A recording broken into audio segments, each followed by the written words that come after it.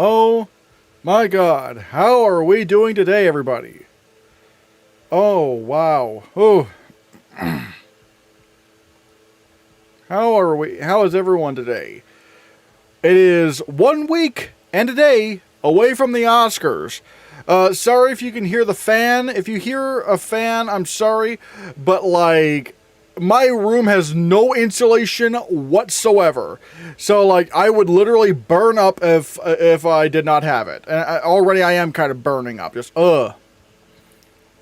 Max Opals is the only film director to receive an Oscar nomination for art direction production design for House of Pleasures. Oh. Hello, East EVR. Hello, Ava Bundy.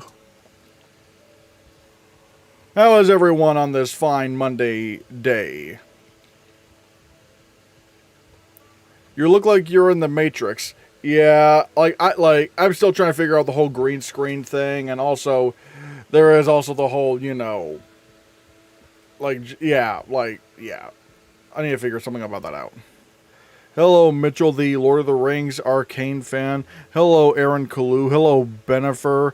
Hello, Oh, yeah, I already said, hey, hello, Mainline Productions. Joey Herrera, hello.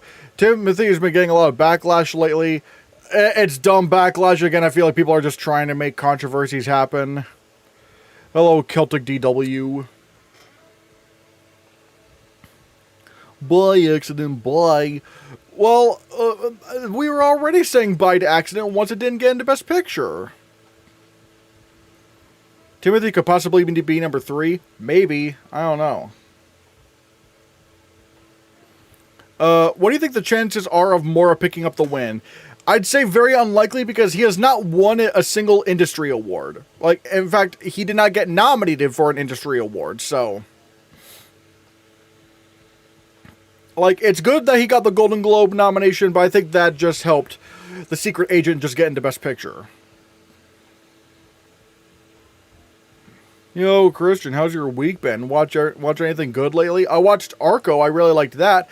I need to finish up watching a couple films for the ranking every movie nominated for an Oscar tier list. But I've been pushing that off. But I did buy a whiteboard to help motivate me, so yeah. I think Timothy messed himself up with the controversy. Didn't the controversy... Okay, for one, it's a dumb controversy. I don't really think it's worth, like, getting too upset over. But also, didn't that happen, like, after Oscar voting? So it's like, it doesn't really matter either way.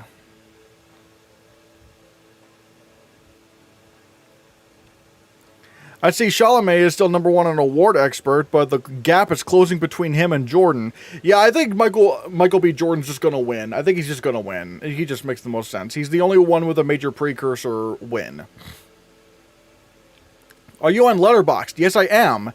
I am on Letterboxd at the Hannahcast. Like, the Hannahcast... It should be in the description. Like, look at my description to see all my links.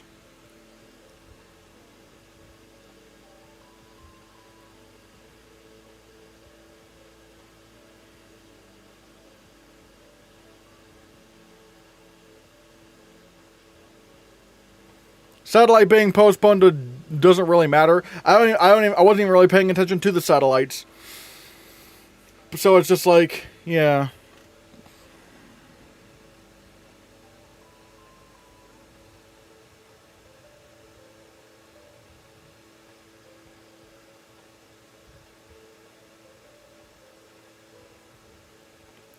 How do you feel that no actor in the Best Actor category has ever won with only SAG?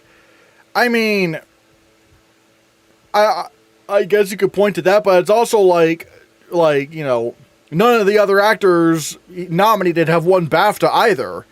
So it's like, you know what I mean? It's like, none of them have won BAFTA, so it's just kind of like, you kind of just have to go with Michael B. Jordan because it's like yeah, he only won SAG, but like, he's the only one with a significant win. Like he's the only one with an industry win. Like, he's doing better than... Like, he technically has a leg up over anyone over at BAFTA, because it's like, no one nominated for the Oscar won the BAFTA.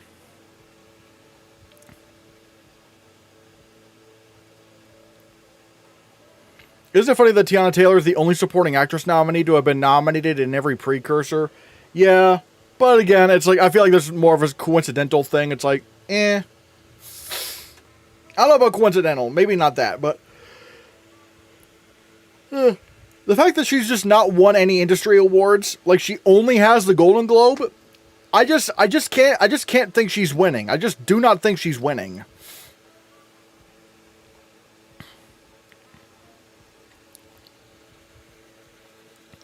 What if Chalamet was number 2 at BAFTA? We don't know.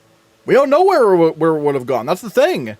It's like we could speculate, but at the end of the day, he did not win the BAFTA. And he didn't win SAG, so clearly something's wrong with happening.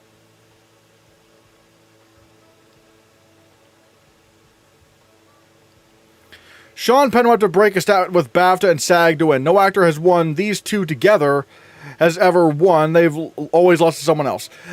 I mean, like, you could say that, you could, like, that's a really weird, I don't think that's a good, I really don't think that's a good precursor to go off of, like, or like a good stat to go off of, because, like, you could, like, those are industry awards. Like, sure, he only has BAFTA and SAG, but that's the problem. He has BAFTA and SAG. Those are the two strongest precursors. They are the only one, like, between Golden Globe, Critics' Choice, BAFTA, and SAG, those are the only ones voted on by relatively the same people voting for the Oscars. They are voted on by industry people. So it's like, sure, you could say that no one has ever won with just those two in the supporting category, but one, I don't even know if that's even true. You have to look that up. In fact, no, I know for a fact that's not true, because maybe, I don't know about supporting actor, but I know supporting actress has gone this way with Yoo Jun-yoon for Minari. She won with only BAFTA and SAG. And yeah, that was supporting actress, but it's also just like, I don't see why that wouldn't just apply to supporting actor as well. Again, I feel like this is just kind of delaying the inevitable. It's like Sean Penn's just going to win the Oscar. Like there's not really an argument, like a legitimate argument against that.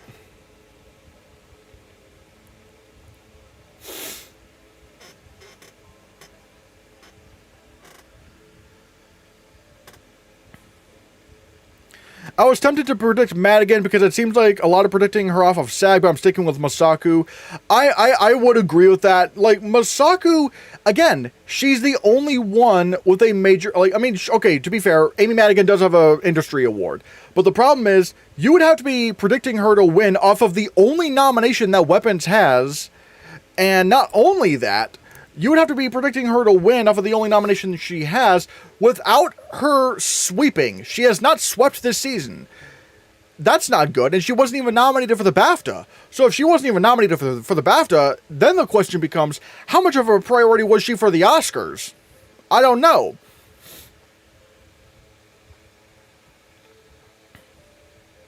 In supporting actress, every SAG winner went on to win the Oscar, except Emily Blunt, who wasn't even nominated at the Oscars. I think it's Madigan. Again, problem though, you have to take, even with Emily Blunt, you have to take it with a little bit of an asterisk, because it's like, you know, if Beale Street Could Talk had some screener issues, so they couldn't get it at SAG, so Regina King just wasn't nominated. And it's like, again, yeah, you could say if she was nominated for, like, you know, like, sure, yeah, a lot, and basically, yeah, like, again, yeah, 9 out of the 10 last times at SAG, you know, the winner there won the Oscar. But the other thing is, they've also been very correlative in Best Picture. Even Jamie Lee Curtis, like, Everything Ever All at Once was really strong. And one could say, well, you know, Allison Janney for I, Tonya, she wasn't in a Best Picture film, but she also swept the entire season, and not only that, but I, Tonya had more nominations than just supporting actress. So, like, Amy Madigan's not really in the same boat as a lot of these other actresses that have won SAG. What would happen if Delroy Lindo surprised with a win? Well, that's never going to happen, because we don't have any legitimate evidence to say that that's going to happen. But at that point, like, yeah, like, Sinners is just going to win Best Picture. You know it would win Best Picture at that point if, like, the most unlikely award it could possibly win actually happened.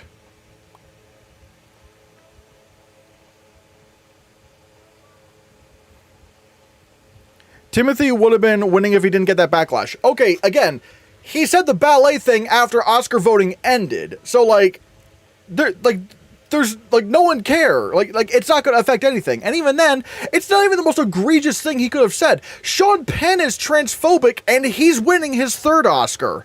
Like, what? Like, are we, like, this is nothing. This has nothing on other, like controversies from celebrities that we've seen. Like, absolutely not. No.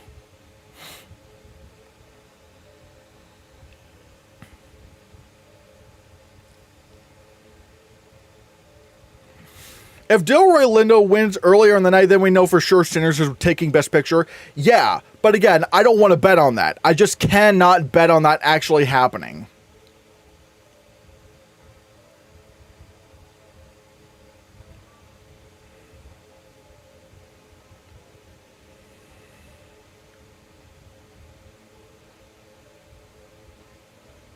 Lindo gave speeches and showed up to every precursor, while Penn did the exact opposite.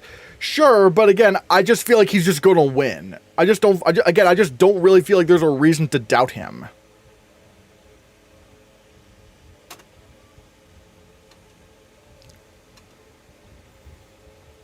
We'll never know, but I think Leo might come in number 2 in voting tally behind Michael B. Jordan. If for some odd reason Michael B. Jordan doesn't win, who's the most likely to upset in your mind? Honestly, I would still maybe say Leonardo DiCaprio because he's in the stronger film. Timothy Chalamet has shown that he just cannot win, like, an industry award. Like, I just don't feel like Marty Supreme is particularly strong enough. As a film, because he was like looking as the only win for the category, or no, the only win for the movie, and that's not the greatest position to be in if you're not sweeping, and he has not swept. So yeah, I still think Leo would but then again, I don't know. Is it DiCaprio? Is it Leo? Is it Timmy? I don't know. He's literally right, though. Opera and ballet aren't in the forefront of pop culture. Of course, it's never going to die, but come on, can't blame the dude for pursuing film career over opera. I mean, yeah, he wasn't saying, I don't think he was saying opera was bad. I think, hold on, we'll get to Red Spice here in a bit, but, like, but it's like, he wasn't saying, oh yeah, I hate opera, I hate ballet. He was just saying that it's not that popular, and it's sadly not. And don't get me wrong, I'm not criticizing opera. I'm not like, but it's like he wasn't complaining about it. He was just saying that's just the reality of things. Keep up the great work. Well, thank you, Red Spice, for the gifted. No, not the gifted, but for the super chat. Everyone, put in those blue Hannahcast heart emojis for Red Spice. Yeah.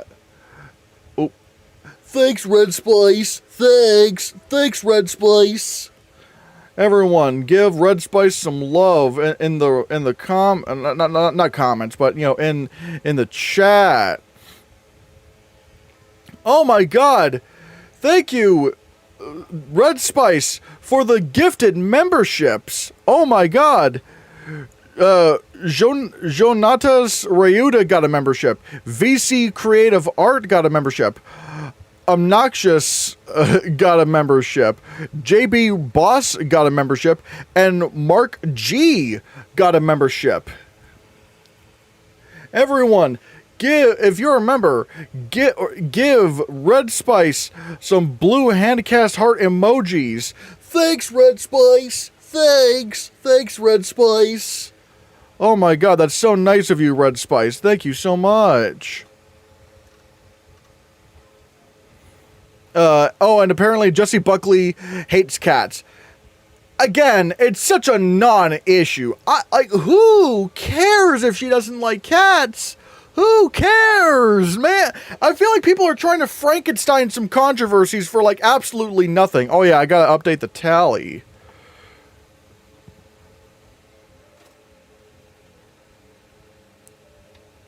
So we've hit the membership goal. Obviously, that doesn't preclude anyone from gifting more if they so choose. But we have hit this membership goal, and we're about to get to the super chat goal. I will say, depending if I am off work on Sunday, I have a big announcement that I might try to do. Oh my god! Thank you so much, Che, Red Spice, for the super chat. Oh my god! Little Timmy Tim will be Gumby Kid like he was Lady last year when Brody won. Maybe he will calm down. I really don't think that's what's costing him the win. I really think people are blowing it out of proportion.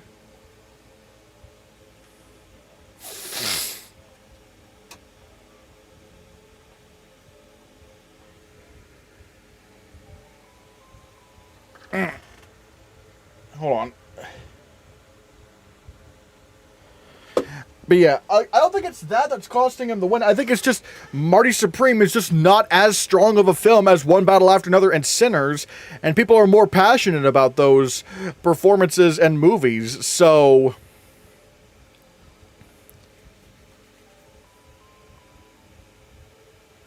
Jesse claiming she loved Cats on Kimmel was so fake. I don't care if she doesn't like cats. I don't. Like, that's her opinion, and to be honest, I don't really blame someone if they don't like cats. It's just like...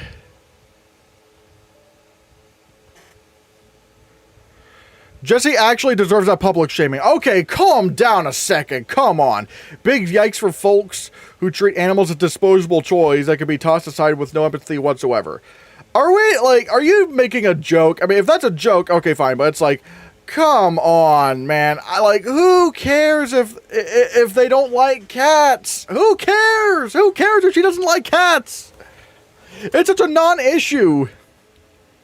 I don't like frogs. Does that mean I'm a bad person? No. I love frogs. But if you don't like frogs, alright. Now, granted, if she was taking that hate and actually, or like taking her dislike of cats and doing something with it, I don't know, hurting cats, okay, yeah, then that'd be an issue. But if it's just like, yeah, cats aren't really my thing, then okay, who cares? It's like, that's just her opinion. It doesn't affect my life, and as long as she's not using that opinion to hurt cats, again, it's just like, who cares? Genuinely, this is like a complete non-issue. It's not about what you don't like, it's about turning off certain people who would support and see you in a movie. If you're turned off by someone, if you like cats and you're turned off by someone who's just saying, hey, I'm not really a fan of cats, it's just not my thing, that's kind of on you for being I'm not saying you specifically, but it's also just not you specifically, but I'm talking about you as in you know what I mean, people who do take offense of it. If someone is that offended by someone just saying, hey, I don't really like cats, that's kind of on them, because it's just that's not a reason to hate someone. If they just I don't like pineapple on pizza, does that mean I am does that mean I'm a terrible person? No. It's again, as long as she's not acting out those frustrations in violence against cats or whatever, or not showing, and I'm pretty sure even if she doesn't like cats, that doesn't mean she has no empathy for them. I'm pretty sure if she saw, a cat in danger, she wouldn't just go, fuck them. No. No. There's a difference between just not really being a fan of a certain animal and just, being an actual monster towards them.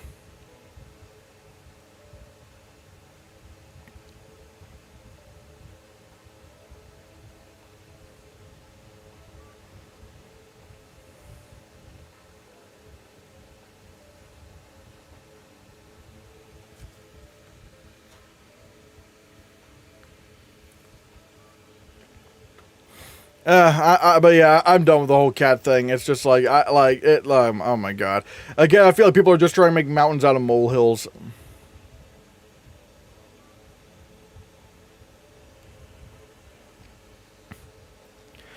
I have a feeling Sinners is winning Best Picture, but PTA will take Best Director. How likely do you think that is? I can't predict that. I cannot predict that Sinners is going to win Best Picture. Everything is just kind of pointing to One Battle After Another. Even last night, where we thought, hey, maybe Sinners could upset at ASC, One Battle After Another still won. So it's I think, I think what happened at SAG may have just been like a SAG thing. And sure, Michael B. Jordan still might win, lead actor, and Wonmi Masaku might still win supporting actress.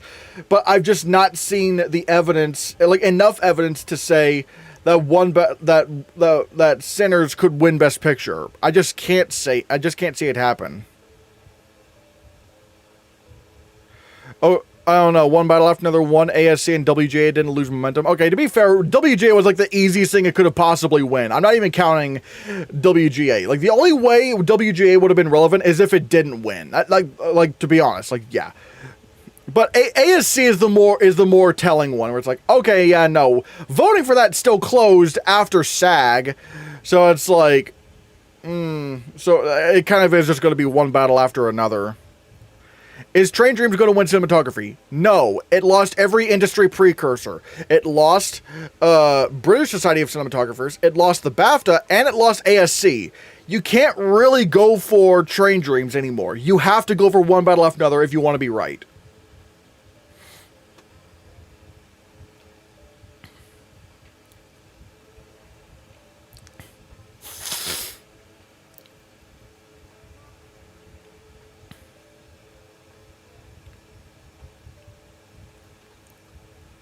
Sinners is a conclave situation. I don't know. I think it's still a little bit stronger than Conclave. I mean, granted, Conclave did win the BAFTA, but it's also just like, I don't know. Like, at least Sinners also has acting support aside from just ensemble, because it might win 2 acting awards at the Oscars. So yeah, like, we'll have to see. Again, I'm just like, it is just so strange how like how much I have Sinners at number 2 for a lot of these categories. Like number 2 for picture, number 2 for director, number 2 for cinematography, number 2 for editing, number 2 for production design, number 2 for costume design, number 2 for makeup and hairstyling. Honestly, maybe I could even maybe I could even say Sinners is number 2 for visual effects. Could Sinners take Best Sound? On its best night at the Oscars, maybe, but I think right now it's like F1 won Best Sound at the Critics' Choice Awards, it won Best Sound at the BAFTAs, and it won Best Sound at the Cinema Audio Society. And it also won the AMPS Award, the Association of Motion Picture Sound Award, for Best Sound, which is like a British award. F1 swept all of those, so it's like F1's just going to win sound. Which film do you think will be more memorable in 10 years? One battle after another or Sinners? Probably Sinners, but again, people like flash in the pan winners, so...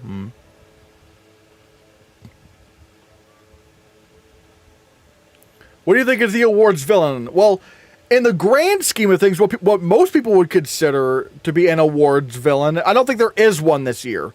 None of the films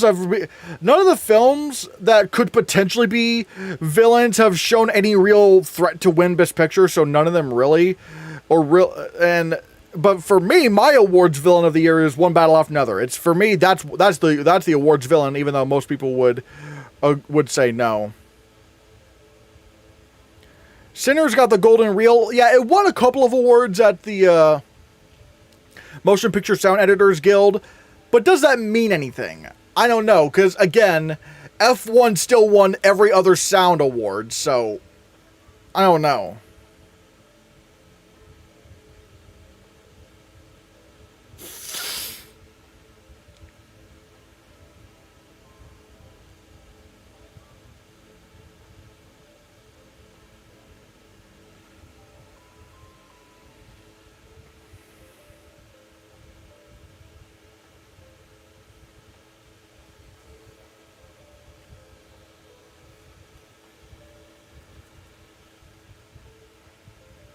Wait, Mora is definitely above Leo if Leo won BAFTA, I guess, but Leo has won nothing.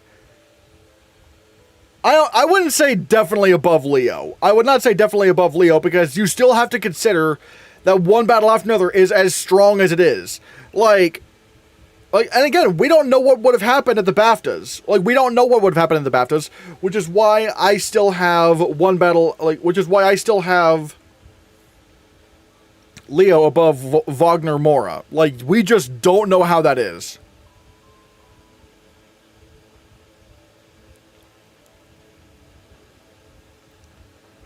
Who do you think was number 2 best actor at BAFTA? I can't say. I have no idea. Maybe it was Leo. Maybe, hell, maybe it was Timothée Chalamet. Maybe it was Michael B. Jordan. Who knows? It's just hard to say.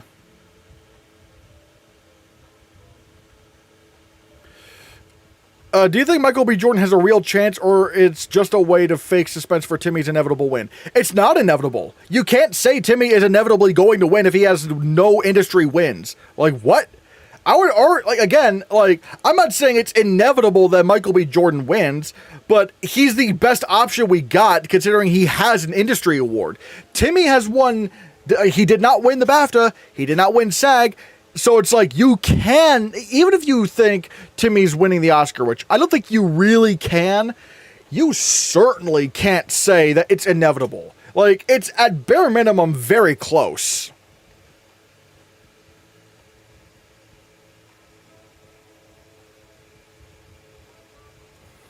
What if sentimental value is Emilia Perez?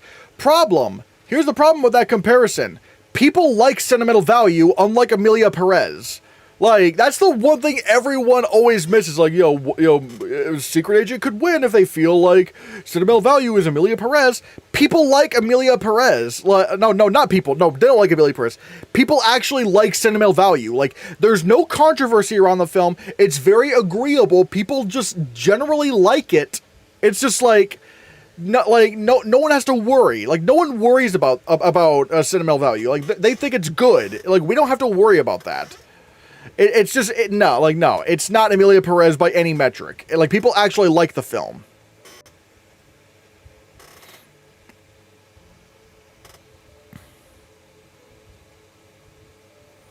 I could see the Secret Agent happening, though.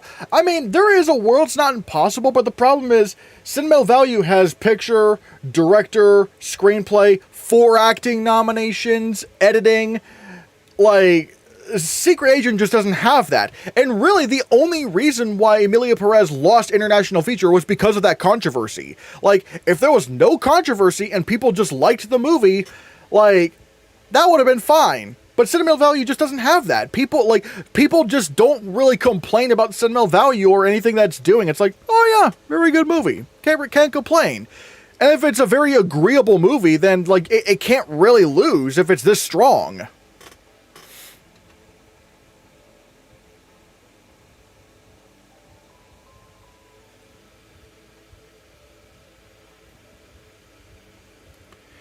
What caused Chalamet to lose SAG with the fact that he already won it last year? 2 consecutive wins never happened.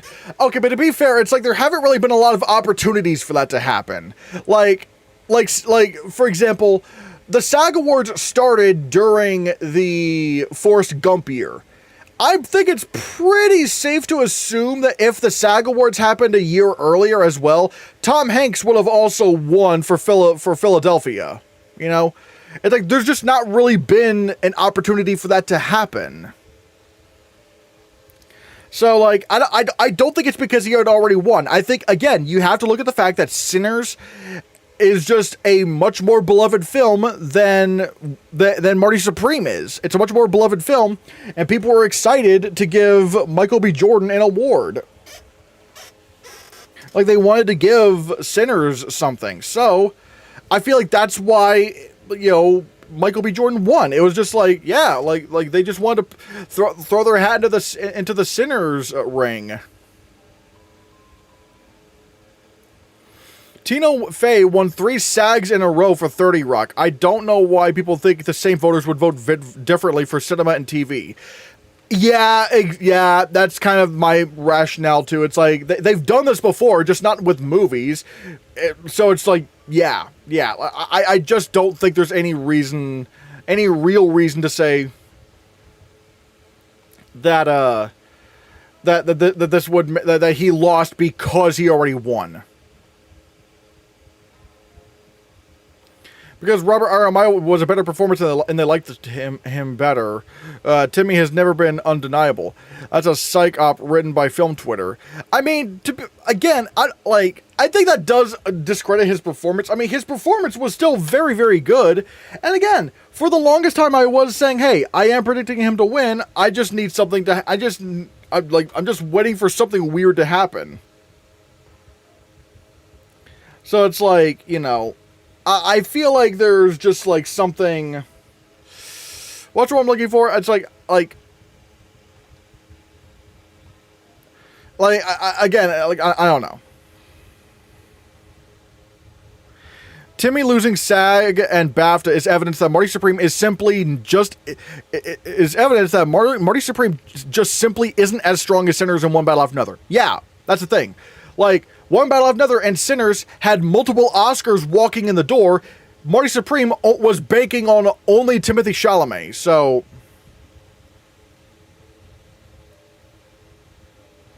Well, what I mean is people assumed Timmy would sweep, and I was like, nah. But here's the thing. It's like... People did assume that because there wasn't really enough evidence to justify that he wouldn't at that point. Now, granted, I did say that there is room for him to not sweep. I've been saying that since day one. I was like, I am looking out for something weird to happen. But, like, you can make... But I think making the assumption that he could sweep was a decent assumption to make. Like, there wasn't really much evidence to say that he wouldn't at the time. True, but still, 30 plus years, never happened in any category, not only in Best Actor. Crow, for example, was nominated 3 years in a row, and won in the last one. Still, I don't know if that really means anything.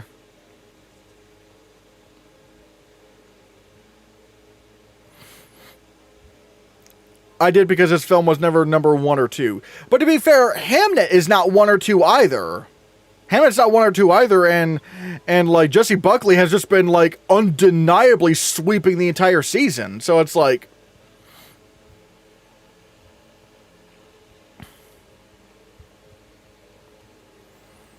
the only thing that Chalamet needs to do is go to Fairy World and get Cosmo and Wanda. That's not how you get fairies. You get fairies through a magic 8-ball, and then it splits open, and then you see your fairy godparents. That's how you get fairy godparents.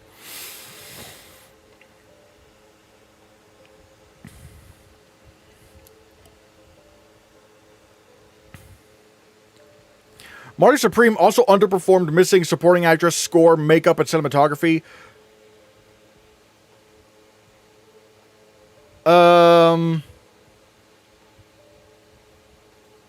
It did get cinematography. It did. Now, granted, it didn't get makeup, but I don't know if I really count makeup as a big loss for Marty Supreme, because it's like, come on, like, the makeup range is always gonna do weird shit. Like, they're always gonna do weird shit. Whenever a movie doesn't get makeup, I don't... unless it's, like, a big, weird snub. Like, for example, like, Wicked for Good is a more baffling snub than Marty Supreme. Because, like, Marty Supreme, yeah, it has some, you know, acne work, but, like, the makeup branch is known for going the more prosthetic route. Wicked for Good missing is weird because that actually was full of prosthetics. Like, that was strange that missed out. So makeup, I would not say that's a big miss for Marty Supreme. But you know, missing score and supporting actress, yeah, that was rough. That was a rough go.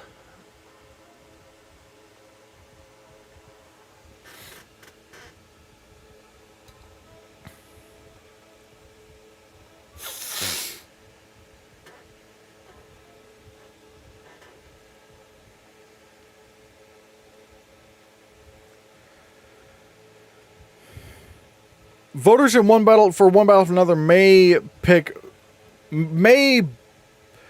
voters for One Battle After Another for Best Picture may vote for Leo or Timmy in actor rather than Michael B. Jordan. Well, I mean, we don't really know that. We have to take a guess, and right now the best guess is to go with the one who actually has an industry award. Like, they could have given, you know, like they could have given, like, BAFTA could have given Leonardo DiCaprio Best Actor for One Battle After Another. They could have, but they didn't. So it's like,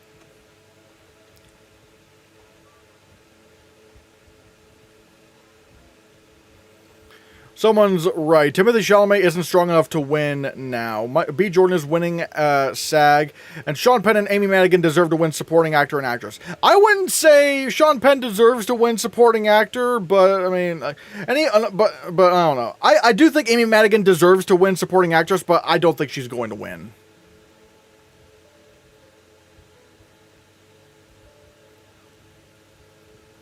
I need someone to tell me why Timmy couldn't win either BAFTA or SAG if he was going to win the Oscar.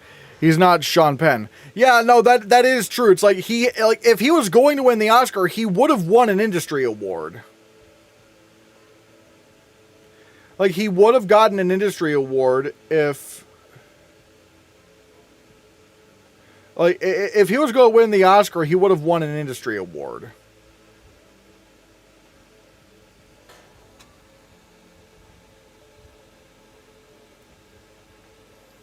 Plus, his next movie is Wonka 2. No, his next movie is Dune Part 3.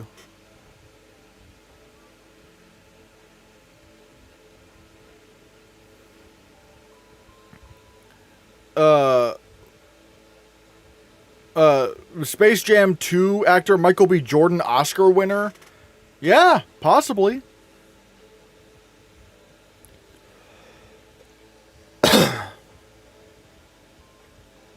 To me, Penn's victory makes sense. Besides being recognized as a great actor in the industry, he intelligently ridicules those in positions of power. True, but however, he's also transphobic, and I don't want him to win because of that.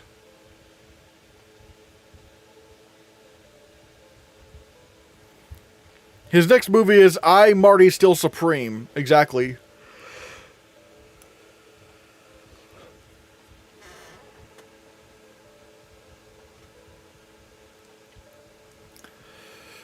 Amy Madigan missing the BAFTA nom was telling. I think One Meme takes it, but Tiana is the biggest possible upset in my opinion. I'd probably agree too. Again, it is weird that she has not won a single precursor, but you could probably make the assumption she was number 2 to win the BAFTA. So yeah. Is Sean Penn the dude who plays Boromir? No, that's Sean Bean.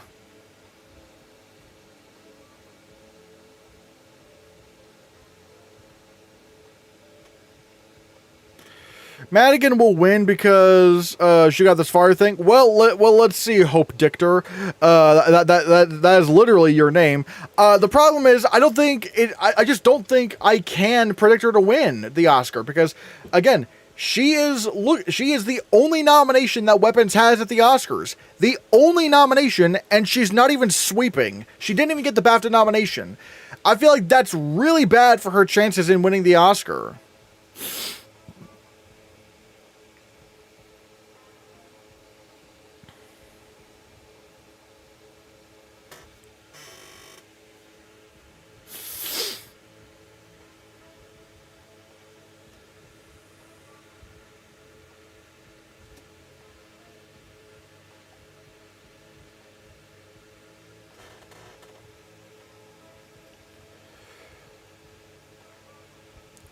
Ooh, I don't think The Perfect Neighbor is winning documentary. I don't think so either.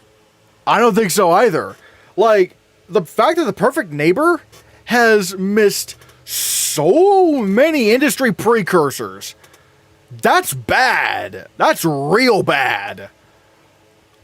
And I'm not gonna lie, I am kind of looking at Mr. Nobody against Putin, and I'm just kind of like, well, I'm like, is this actually going to win? Because it is kind of relevant to today's age. It is pretty relevant to what's going on in the U.S.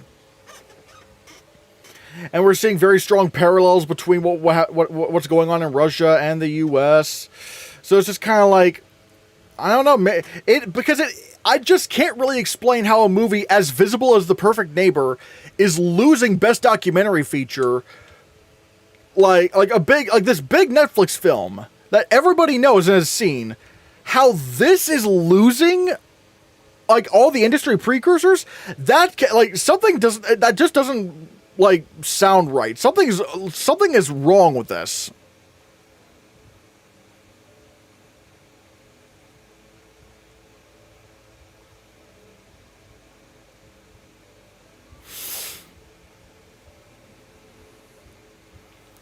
Mr. Nobody Against Putin has the only industry win. Yep. Yep. Could Mr. Nobody Against Putin win documentary feature? Not only I think it could happen, I think it will happen. I am predicting Mr. Nobody Against Putin to win Best Documentary Feature. Because, again, how do you explain The Perfect Neighbor losing, like, as big and visible as it is? It's not even like a No Other Land situation where, like, nobody was able to see that movie. Alright, fine. The Perfect Neighbor has been on Netflix for ages. Everyone knows what this movie is, and it's losing, like, everywhere. That has to be something, like, happening. Is 2,000 Meters and Drivka nominated and won WGA? Nope. Nuh-uh. It is not nominated here.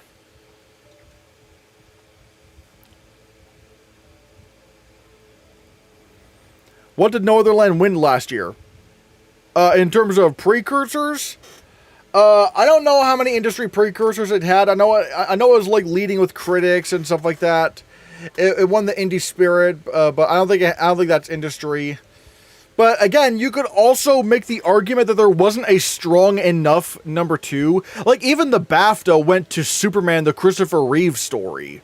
So it's just like it was kind of like thinking, all right, maybe it's gonna be No Other Land. But here, we do have a film that won the BAFTA that's nominated here, Mr. Nobody Against Putin, and that has been nominated in a lot of places. So I'm just kind of like, I don't know. It just feels weird that The Perfect Neighbor is just not, like, winning all this. Haven't we had, like, 3 Russia-Putin documentaries in the past 5 years? It's a very predictable category. Yeah, there was, like, Navalny, then there was, what was it, 20 Days in Mariupol, and this is going to be the third, this might be the third one. Now, granted, I did also predict Porcelain War last year, which was also a Russia-Ukraine documentary, but this one, I feel like, is just stronger. It has the BAFTA, and again, I just don't know what's with The Perfect Neighbor. Why is it not winning? That's the problem with The Perfect Neighbor. It's like, it should have had everything leading up to it, but it even got the Oscar nomination, which I thought, okay, now it's got the win. As long as it has the nomination, it can win. It has the nomination, and yet it's still weak. Why is it weak? That's a bad sign to me. That's a bad sign. Why is this one weak? It shouldn't have any problems. And the fact that it is having problems is giving me anxiety. I'm just like, why is it not doing well? That's why I'm going with Putin, with Mr. Nobody Against Putin, because that, like, something's off about The Perfect Neighbor. I can't explain what it is. Which category is the most unpredictable right now? For me, it's between actor and supporting actress. I know it. Okay, other than the short documentaries, which I don't really know what's going on there. I guess the most up in the air one I still have to say is Best Picture, because I'm pretty confident in actor and supporting actress. It's just Best Picture. There is just something still up in my head going, what's going to happen on Oscar night? What is going to happen there?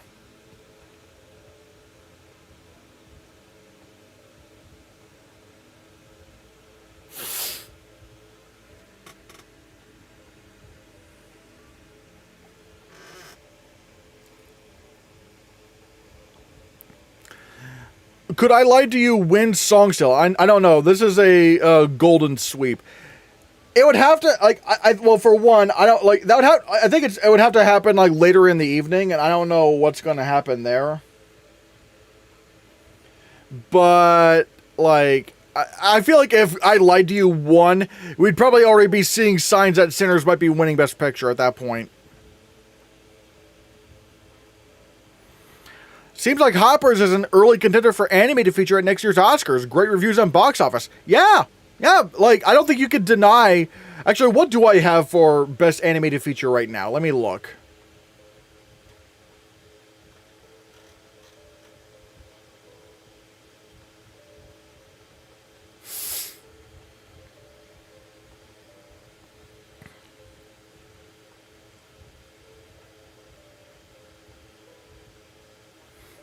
Okay, so yeah, I have Toy Story 5, Wildwood, Hoppers, Julian, and Shaun the Sheep, the Beast of Mossy Bottom. Yeah. Honestly, maybe I could even put Julian at number 5. I am curious about Hext, though. What's Hext gonna be like? How do you feel about cinematography? I'm going with One Battle After Another in cinematography. But again, it just feels weird that Sinners hasn't won any major precursors, even though it was the critics' sweeper. Something about that feels very weird to me.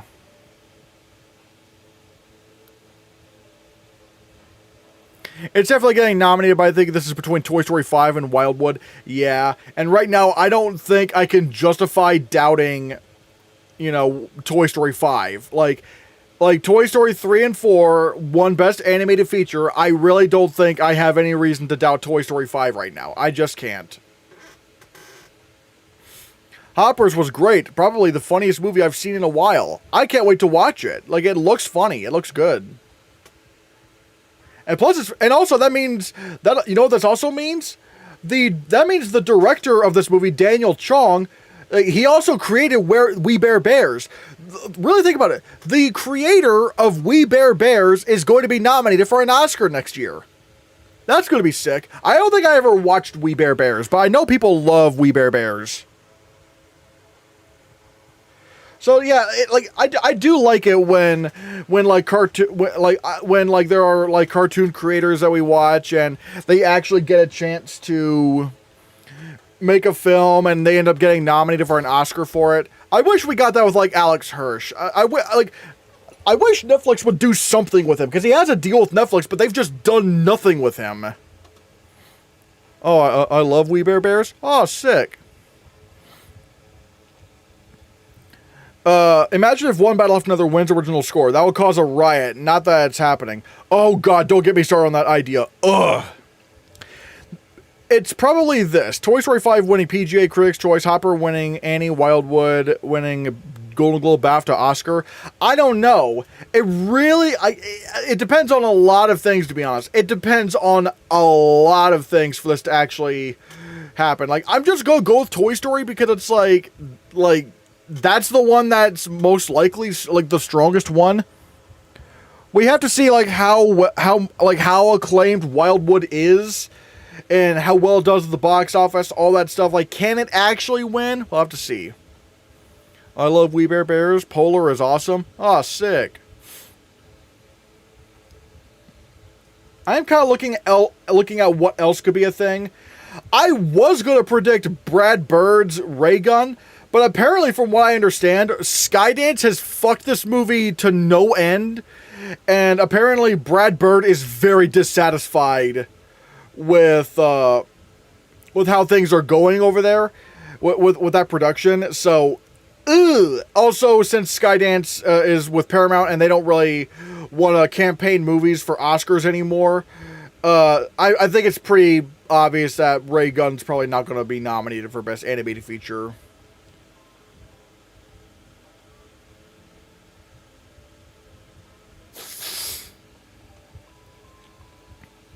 How many wins are you predicting for One Battle After Another and Sinners? I'm predicting One Battle for 6 Oscars and Sinners for 5. It seems something that wins BAFTA. What? Wildwood? I mean, we'll see. But again, I'm just it's a little bit hard to tell. Hex could get in, but a lot of people are saying it's basically like Owl House, but with a male lead. We don't even know anything about it. We don't even know the cast of this movie, apparently. So it's like, I don't know. Like, can I really say, like, yeah, no. I just can't really say what's going to happen, like, with Hex. Like, there's just so much we don't know about this movie. There's so much we do not know about this movie. I swear should be in your best picture honorable mentions. I'm not gonna lie, I feel like the controversy, like what happened at the BAFTAs may turn people off from watching it, and just they don't want to invite that, which is sad, but I don't know. Best song to be snubbed at the Oscars is Pop Goes My Heart from Music and Lyrics. Oh. I feel like Skydance Animation hasn't done anything good. From what I understand, no, they have not. Maybe Forgotten Island. There was also always an indie. What is Forgotten Island, actually?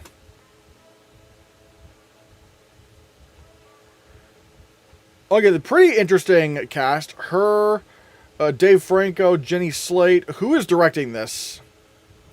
Joel Crawford. Oh! Okay, Crude's a New Age and Puss in Boots The Last Wish. Okay. Oops.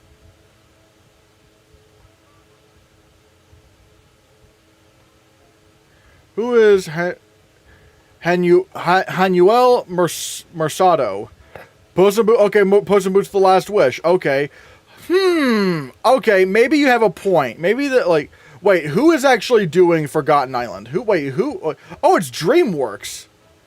Oh, okay.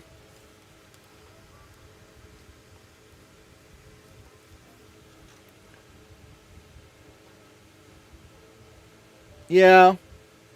I'll probably put Forgotten Island maybe at number 6 right now. Because I really do feel like Julian is going to be something big. I feel like Julian could be like a big contender, but we'll have to see. Toy Story 5 is a Toy Story film. Need to see more, even though it might be disappointing. I don't know if it will be. I love the Toy Story movies. I love all of them. Hex looks like something that has to do with gardening. We'll have to see. I don't know. We don't know anything about it. It will lose momentum like Life of Chuck. Wait, what? Like, wait. What's gonna lose momentum? I have no idea. Look Back is confirmed to be releasing this year. Yeah, but that's not an animated film. If The Odyssey could make Christopher Nolan's second Oscar win for director, and the movie could be a second movie to win Best Picture, I don't think it's going to. Like, I think Oppenheimer won because, Christopher Nolan had not won an Oscar yet. People were excited to do it. But also, like, it was a biopic. It was, like, traditional Oscar bait stuff. Whereas with, The Odyssey, it's a fantasy epic action film. I don't know if it's going to win Best Picture, so we'll have to see. Harris Studios. I mean, watch out for Tiana Taylor. I just don't know if I can really watch out for her that much because she just has not won an industry award, so... Is John Lasseter still with Skydance? Yes, he is. But also, more importantly, I mean, maybe not as importantly, but more importantly, but it's like... Skydance is owned by Paramount, which is owned by the Ellisons, some of the most evil people in entertainment, so... I was personally rooting for Wild Robot last year, but Flow is a really good win, too. Big win for indie animation. Yeah, I love both Wild Robot and Flow. I think both movies are great. I preferred Flow a little bit more, but I would not have been upset if Wild Robot won. Like, that movie was amazing. I swear we'll lose momentum like Life of Chuck. Oh, okay.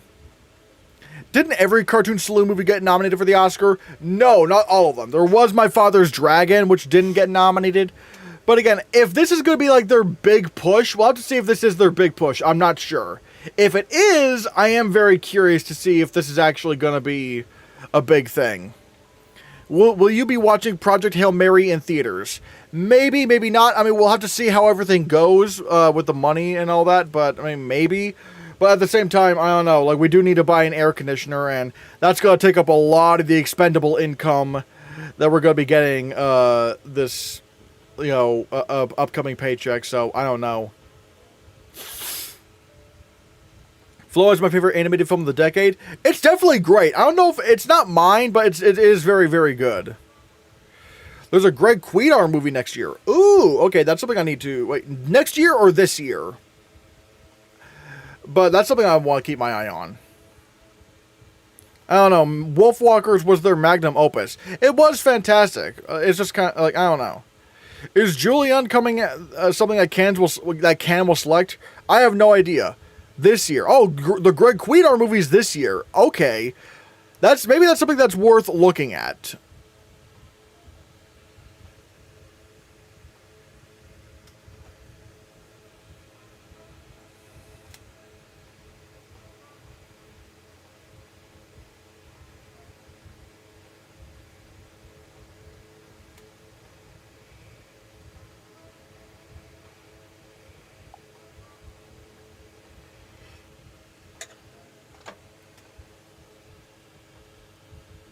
It's called Saturn's Return, the Greg Kuidar film. Ooh. Saturn's Return. Although, to be fair, that is... Wait, what is actually Saturn's Return?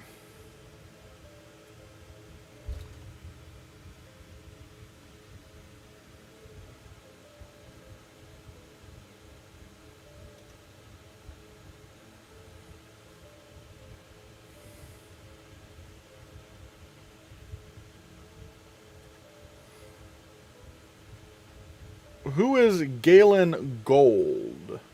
Okay, so they've only written Saturn Return. Huh. A Chicago love story follows two college sweethearts over a decade as they navigate the complexities of adulthood and fate tests their youthful dreams. This sounds like something that could maybe happen. You know what? Yeah. I'll put this up there. Why not? I mean, Sing Sing did get close to Best Picture, and not only that, but like, you know, Train Dreams did get into Best Picture.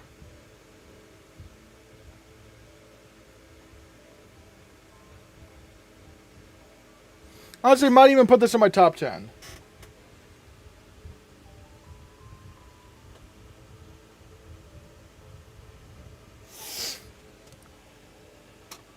I'm really interested in seeing Digger, and I don't like Tom Cruise, and I've never seen another Iñárritu film.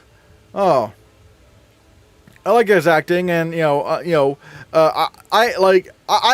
actually do really love The Revenant as an Iñárritu film. Like, The Revenant is fantastic. One battle after another, underperforming in makeup is weird considering Sean Penn's face was in contention. Yeah. I'm going to see Hoppers in the theaters with my brother, and I'm excited to see excited. It seems like a great movie. It sounds like it's a fun movie. It looks like it's going to be fun. Do you think the Rivals of Anxiety King will be a big awards contender next year? Nope, it's dead. Nope. It had its chance. It's all gone. It's not going to happen. Justice for Sing Sing. Exactly. Sing Sing should have gotten into Best Picture. Oh my God. I'm upset about that. I would what Digger is going to be about. I'm not sure what you mean. Saturn Return is also distributed by Netflix. That could be Netflix's priority instead of Narnia. I don't know. I think Narnia is definitely going to be their priority. However, I mean, Netflix could still get 2 movies in.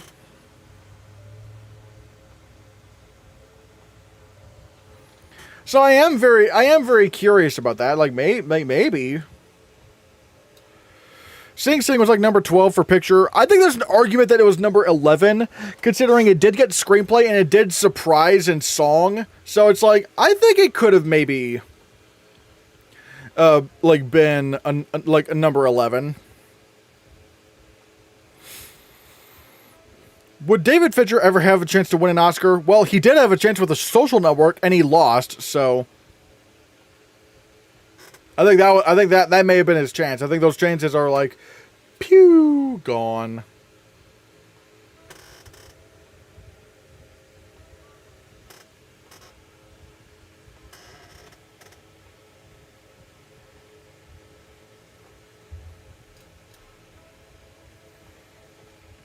Yo, Annie Rude, thank you so much for, I guess I'll count that as a super chat, the little sticker. Thank you so much, Annie Rude. Everybody, send blue Hannahcast heart emojis if you're a member to Annie Rude. Thanks, Annie Rude. Thanks, Annie Rude. Let me update this.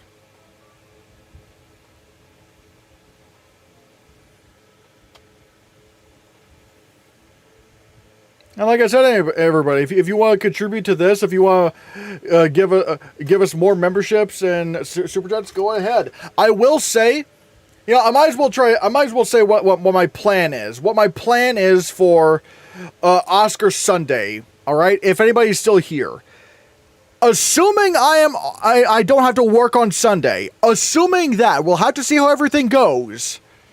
Because for some reason my schedule is still not here, and it's like, where's the schedule? Assuming how the schedule goes, I think I will try to do, like, starting at, like, 12 a.m., I will do an all-day stream on Oscar Sunday where, you know, we talk about our hopes for the Oscars. We have, like, big goals. I'll try to put up some big goals for Super Chats and memberships because it's the big day of the year. So I'm going to just put that out there. Like, again, like, I got to see how the schedule goes. But, however, if I do find out that my schedule will allow it, then what I will do is I will do an all-day stream starting at 12 right up until when the Oscars are about to be airing, and we'll just talk Oscars, we'll talk last-minute predictions, have some fun activities, maybe even have some people call in and talk. We'll have to see. But yeah, it's going to be the big Oscar Bonanza live stream, or I'll have to think of what to call it that, but yeah. All day stream, don't you need sleep? You'll be super tired by the time the show starts and won't be able to enjoy the show. No, when I say all day, like, let's just say, you know, when I say all day, I mean like starting at noon and let's say the Oscars start at 7. It'll be a 7-hour long stream. So yeah.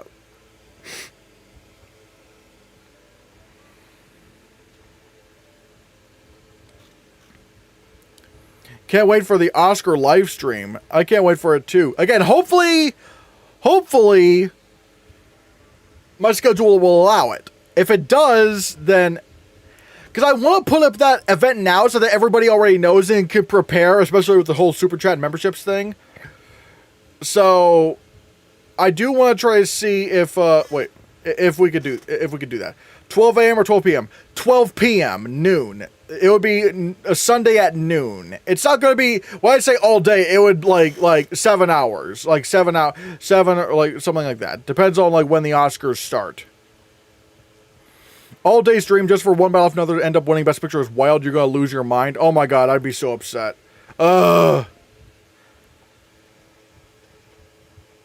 Oh, I thought you'd stream from 12 a.m. midnight to 7 p.m. So a 19-hour long stream. That would be crazy. Yeah, no, I'm not ready for something like that. I am not ready for like that long of a stream just yet. No way. I am not ready for that. I feel like for something like this, I feel like I need a lot more, you know, I need a lot more I think I would need a lot more subscribers to do something crazy like that. Do you think Aaron Sorkin's The Social Reckoning will get in next year? I mean, it's hard to say because it's like, yeah, it is kind of weird that David Fincher's not directing it, but Aaron Sorkin's movies like that he's directed, like, one of them got into Best Picture, The Trial of the Chicago 7, and two of them got close. Like, Molly's Game got close, and what was it? And Being the Ricardos got close. So, like, I think it's a fair assumption to make, because all three of them did make PGA. Hopefully next year's Best Picture winner is more to your taste. Hopefully this year's Best Picture winner is more to my taste, because I need Sinners to win. Sinners!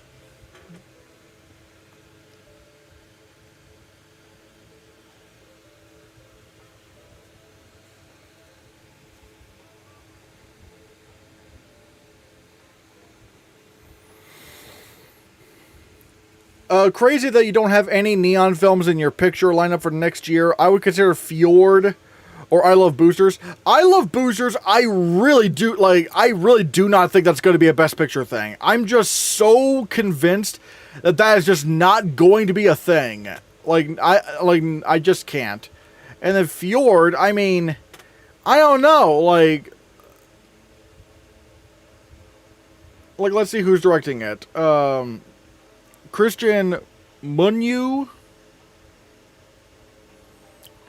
I don't know. I just don't know if I can say that. I don't know if I can say that I believe in that. What the?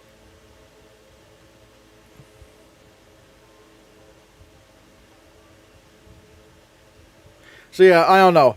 Like, I feel like Cannes is just gonna have to acquire some films and really prop some films up to put me noticing that Neon wants it to be a thing. Maybe, but again, I just don't know. We'll have to see. I'm just not exactly sure. Is Brother Bro going to be in the final predictions video again this year? No, it's going to be Ben Langford of Next Best Picture.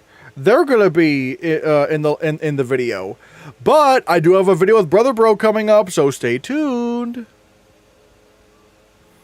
I don't see Narnia being a big awards contender. I have to assume that it will be. That's the problem. Is I have to assume Narnia will be, because if Greta Gerwig can get if Greta Gerwig can get a movie based on Barbie dolls nominated for Best Picture, how in the world would she not be able to get Narnia nominated for Best Picture? Like, the Barbie thing.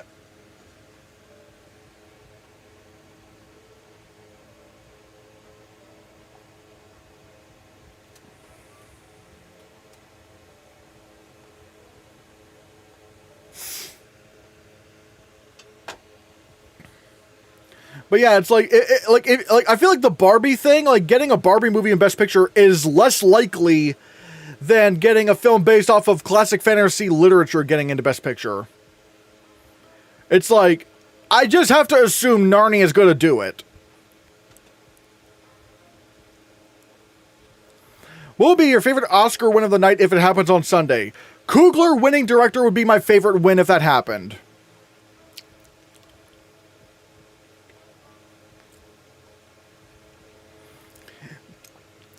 Sinners might have a chance to win 11, including picture, director, supporting actor, supporting actress, original screenplay, casting, cinematography, film editing, costume design, score, and visual effects. Okay, some of this doesn't even make any sense, because like you're saying supporting actor and visual effects are more likely to and director are more likely to happen than sound or song? Like, I don't know. Like, I feel like there are a few awards, I don't know, like, I don't think there's any world, or like, I think it'd be extremely unlikely for Delroy Lindo to win. Again, I feel like sound and song would be much more likely bets than some of these categories, so I don't know.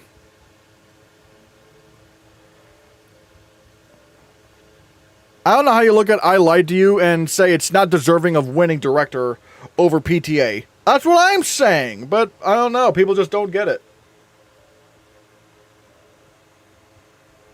Ryan Coogler winning screenplay is a monumental achievement. Yeah, but he should still be winning director and picture. That's the problem.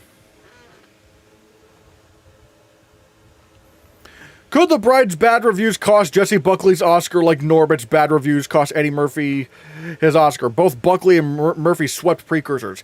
Eddie Murphy did not sweep precursors. He did not. He won the Golden Globe, he won the Critics' Choice Award, and he won SAG. Sure.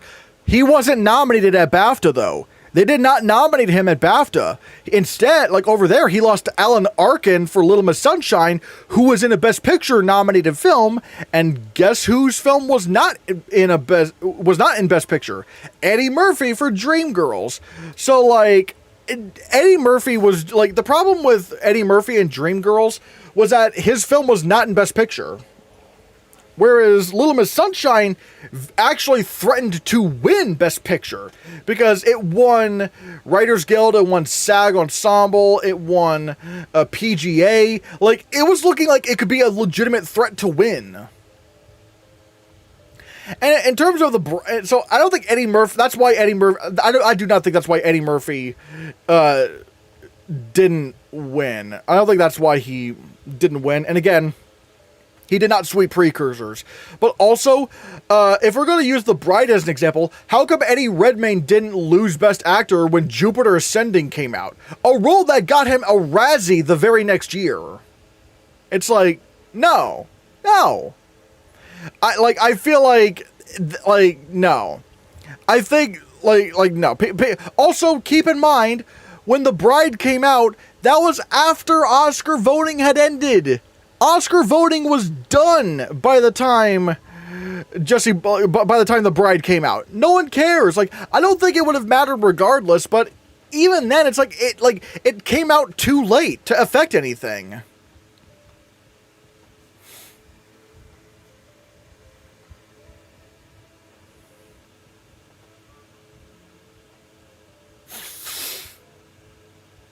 This is real. Donald Glover's playing Yoshi in the Mario movie too. What? No way. What?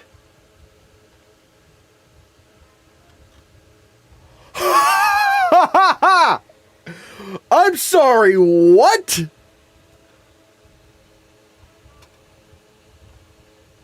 No way.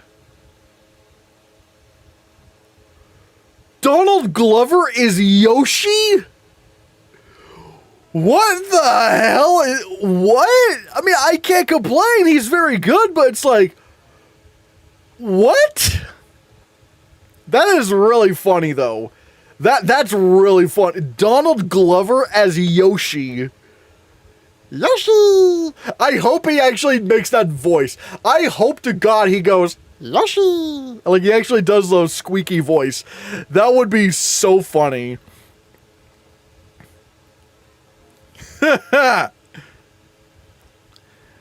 Yeah, the bride came out on the 5th. Voting ended on the...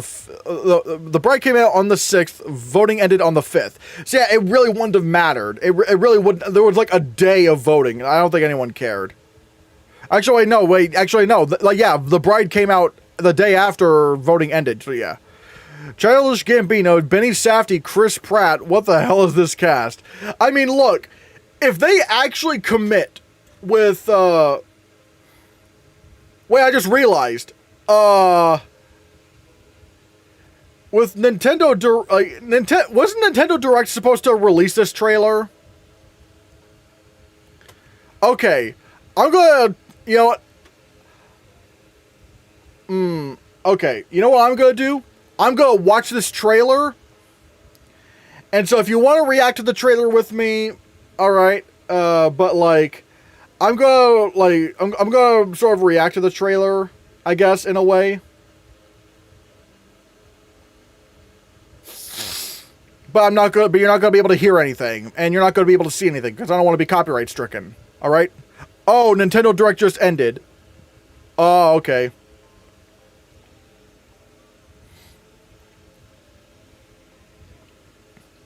Let's see.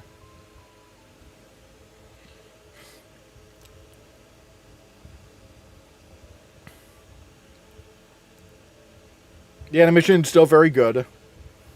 The movie's gonna be mid, but at least it looks gorgeous.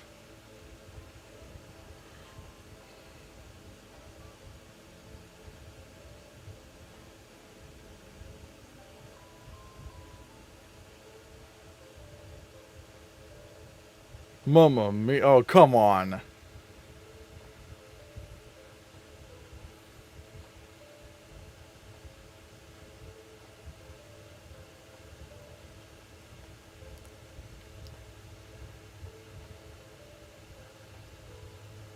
Benny Safdie voicing Bowser Jr. is so bizarre to me.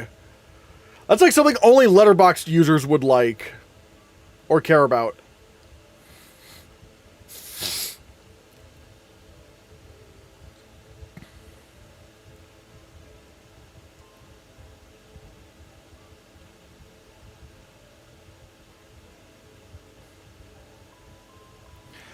Wait, he is making a voice!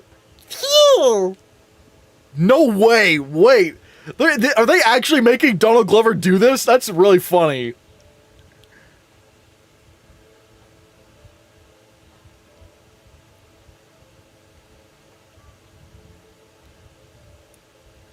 Alright, that's kind of funny, the slapping.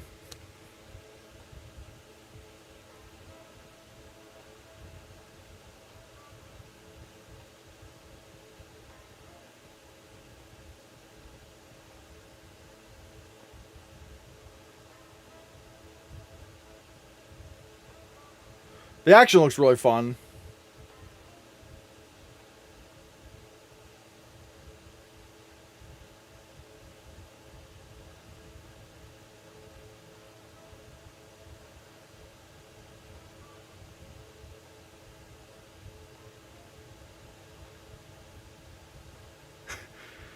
Okay, so we didn't really hear a lot of Yoshi, so I'm assuming what they are doing with Donald Glover as Yoshi is actually having go, yeah, actually making that weird voice. That's really, really funny. I'm gonna be like, that is hilarious that they're actually just making him do that. Like, it doesn't sound like Donald Glover at all. They're just getting him and just making him do the Yoshi voice. That's really funny. Like, I have to respect that. Whoa, wait a minute. Wait, what? Issa Rae, okay, wait, hold on a second. Issa Rae has been cast as the Honey Queen in Super Mario Galaxy, and Louise Guzman has been cast as what? Oh my god. You're welcome for the news. Hey, thank you. Oh my god, what? Wait.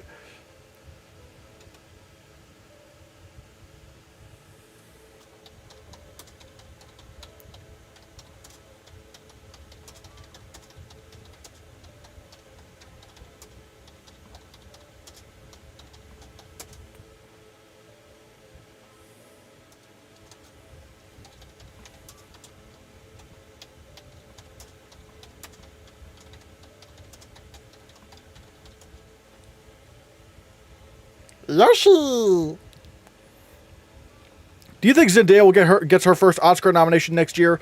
Probably not. I don't see anything that would allow it to give her that would have her or be given her or like I don't see what she would be in that would get her her next like her first Oscar nomination. Like I don't think the actor is gonna do it. Hannahcast says Wario. Wario. I don't know. I don't know a lot about Wario. Hannahcast says Diddy Kong. Hey, Diddy. Oh, no. Oh, no. Can't wait for Yoshi to start singing Redbone. That would go hard as hell, even though I've never heard Redbone. Some good news to offset one battle after another's guild dominance. Hello, Hannahcast. Hello, DJ Cup. Can't believe they didn't cast Elle Fanning as Rosalina. To be fair, Brie Larson... maybe like I think Brie Larson's not a bad pick. I think she's a good pick. I mean, we'll have to see, but yeah. Mikey Madison as Daisy. Maybe. Who knows?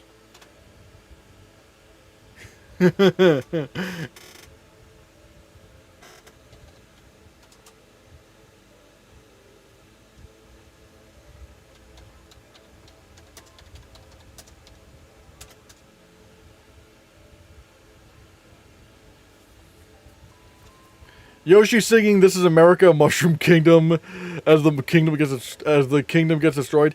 This is the mushroom. This is the kingdom.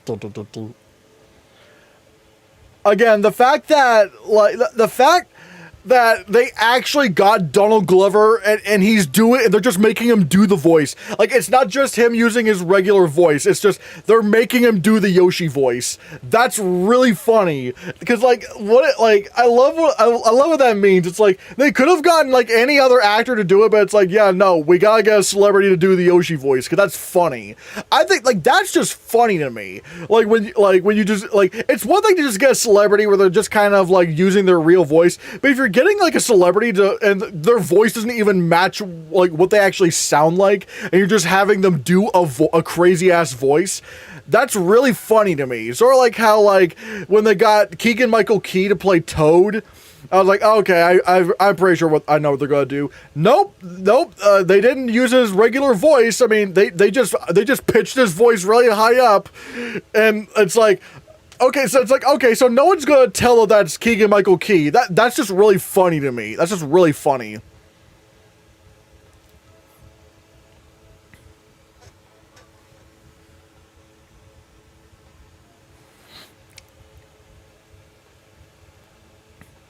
Have you seen the Yoshi voice without the filter? It's really creepy. I don't really think there's a filter. Like if I'm not mistaken, you don't need a filter to do the Yoshi voice. Like with something like Toad. I mean, I guess you could see why they would need to pitch his voice up, but with Yoshi, like I like, and knowing that that Donald Glover is a good singer, because here, okay, a little bit of a back. If you're good at singing, you could probably do voices as well because you have to like move your vocal cords a certain way in your throat and all that stuff.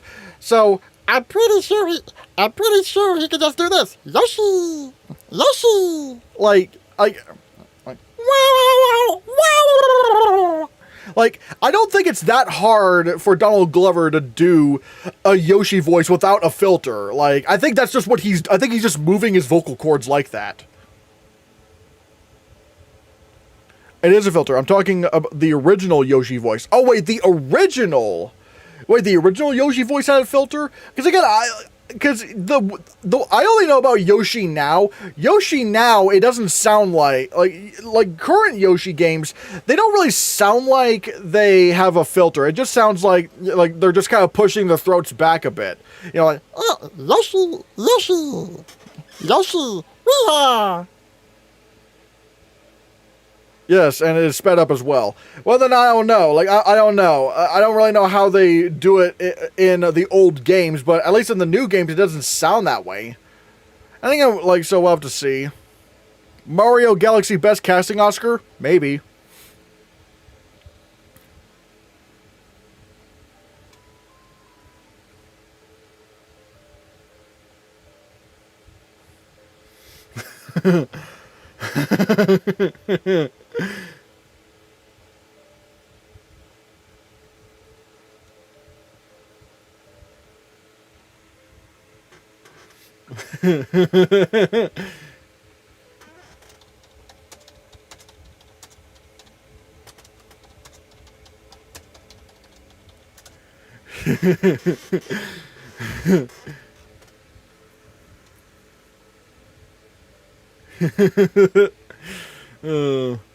Oh, I'm a goofy goober, yeah. You're a goofy goober, yeah. We're all goofy goobers, yeah. Goofy, goofy, goofy goober, yeah. Daniel Day-Lewis as King Boo. I would love it if somehow they dragged Daniel Day-Lewis into all this. That would be really funny. Mario Galaxy getting globes was Timmy's biggest blindside. True.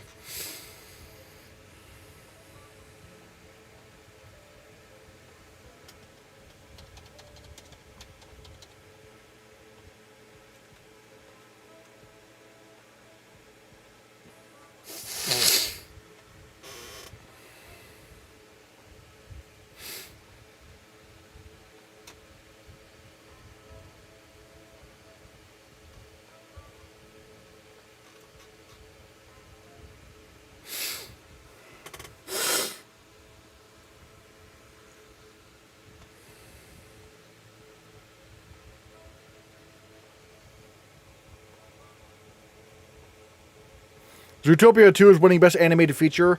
I don't think so. K-Pop Demon Hunters has just... K-Pop Demon Hunters has just kind of swept the entire... There's just no... The only reason why Zootopia 2 won the BAFTA is because K-Pop Demon Hunters was not there. Because it wasn't eligible for the BAFTAs. So it's like, what evidence is there to show that Zootopia 2 would beat it? I don't think so.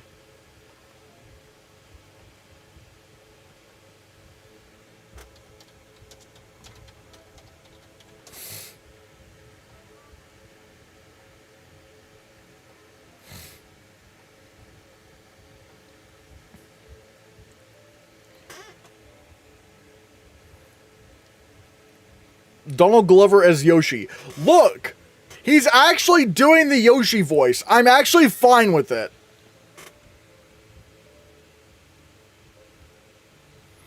Like, he's actually going, oh, and actually doing the whole Yoshi voice. Like, I'm cool with this. Like, that's just funny that they actually got him to... Like, they got Donald fucking Glover and are making him do the Yoshi voice. That's just really funny to me.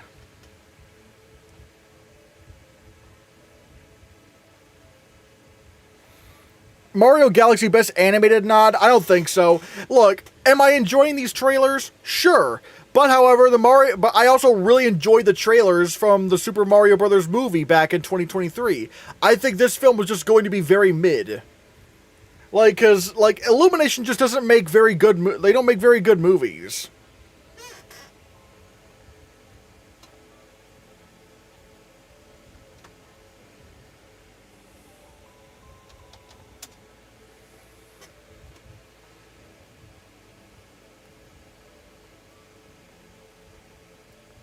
Have you seen Hoppers? Not yet. I have not seen Hoppers yet.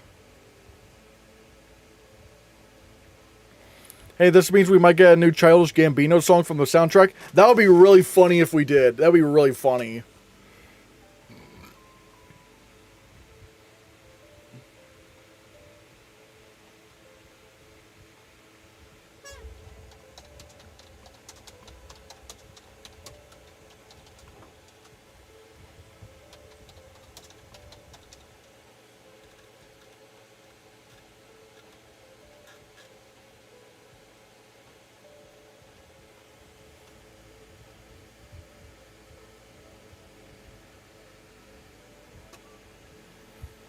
Will Toy Story 5 and Hexed get Oscar nominated? Hexed, we'll have to see. I just don't know anything about this film. But, however, Toy Story 5, I have to assume is going to win right now. I have to think about that. Peaches remix featuring Childish Gambino? Maybe. Hoppers is doing well, yeah. Toy Story 5 has a hype train, and they still have yet to say anything about Hexed. True.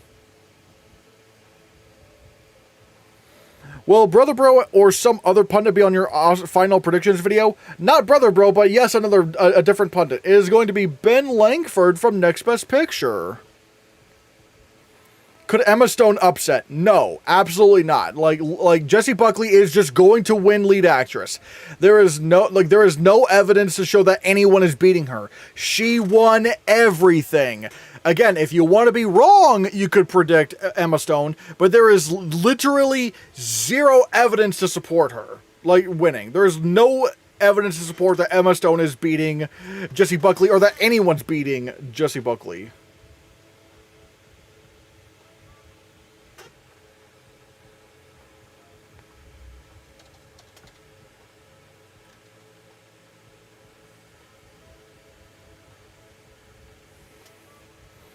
When was the last time a DreamWorks movie won Best Animated at the Oscars? Only Shrek?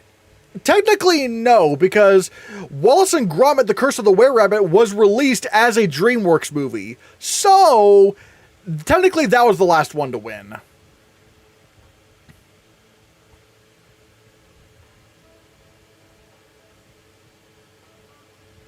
I will say any rude. Ben Langford goes by they them pronouns.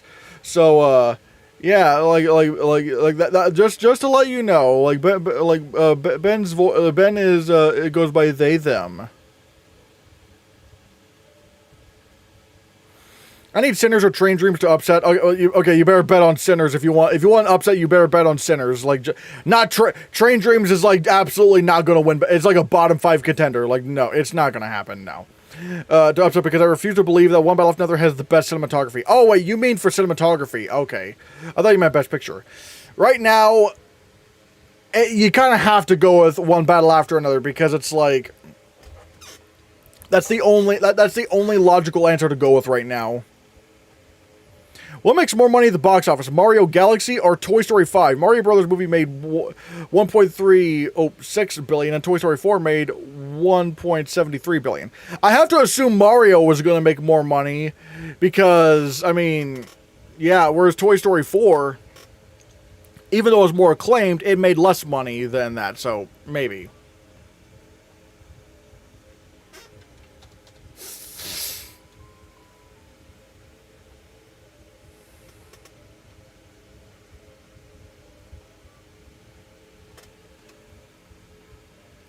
I guess we were never getting a female cinematographer win. Damn.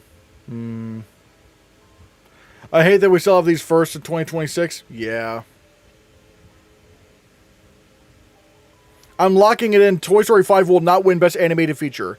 Pixar hasn't won since 2020. Do you really want to doubt Toy Story, though? Even when we...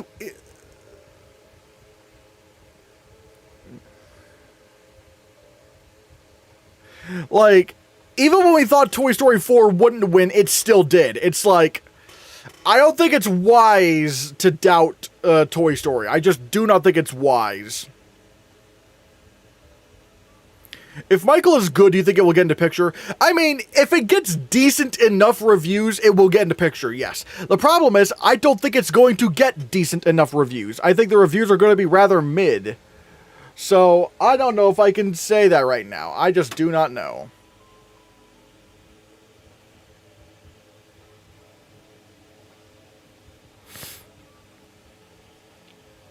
Coleman Domingo, future Best Supporting Actor winner, makeup win.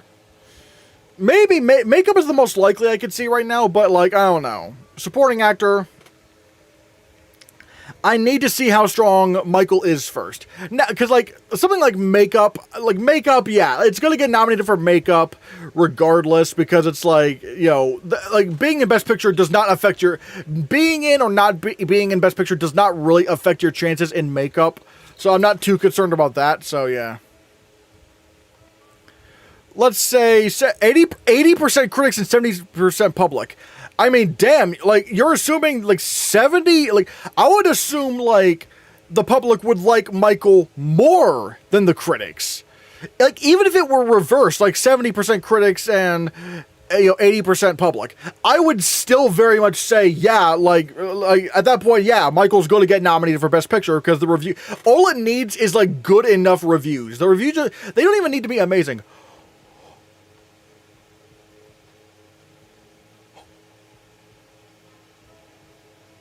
I'm sorry.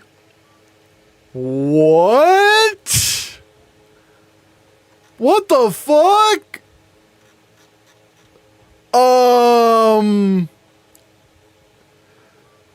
Jax Films? What are you doing in my chat? Excuse me? What? Gal Gadot in Snow White for Best Actress. No! Best Supporting Actress! Like, dude, you got it wrong! She's in Supporting Actress! Ugh! I'm just like, wait, like, I'm sorry. Shoot, sorry. I'm sorry, wait. Who is Jax Films? He's like one of the OG YouTubers. What's he doing here? Wait, what? I am sorry. Is he famous? Kinda, yeah. Like, what the, like, but yeah, like, yeah, but yeah, regardless, yeah, Snow White, or like Gal Gadot in Snow White for Best Actress. I mean, you know that her performance was Oscar worthy, where she was like, "All is fair when you wear the crown," and her singing was like absolutely perfect, you know, like totally conveys the, just methodical villain just easily. And not only that, you know, I mean, because, like, remember when there were rumors that Lady Gaga would be playing the evil queen? Pfft, please, her background in theater and being a previous Oscar-nominated actress who is actually capable of pulling off something as menacing and actually has good singing, you know, who cares about her? Let's get Gal Gadot. Yeah, woo, yeah. Amazing impression. Kal-El, no. Thank you. Oh, he's washed and unk and died in 2013. Wait, died in 2013? I started watching Jack in 2014, 15, I think? Probably 14, I think. But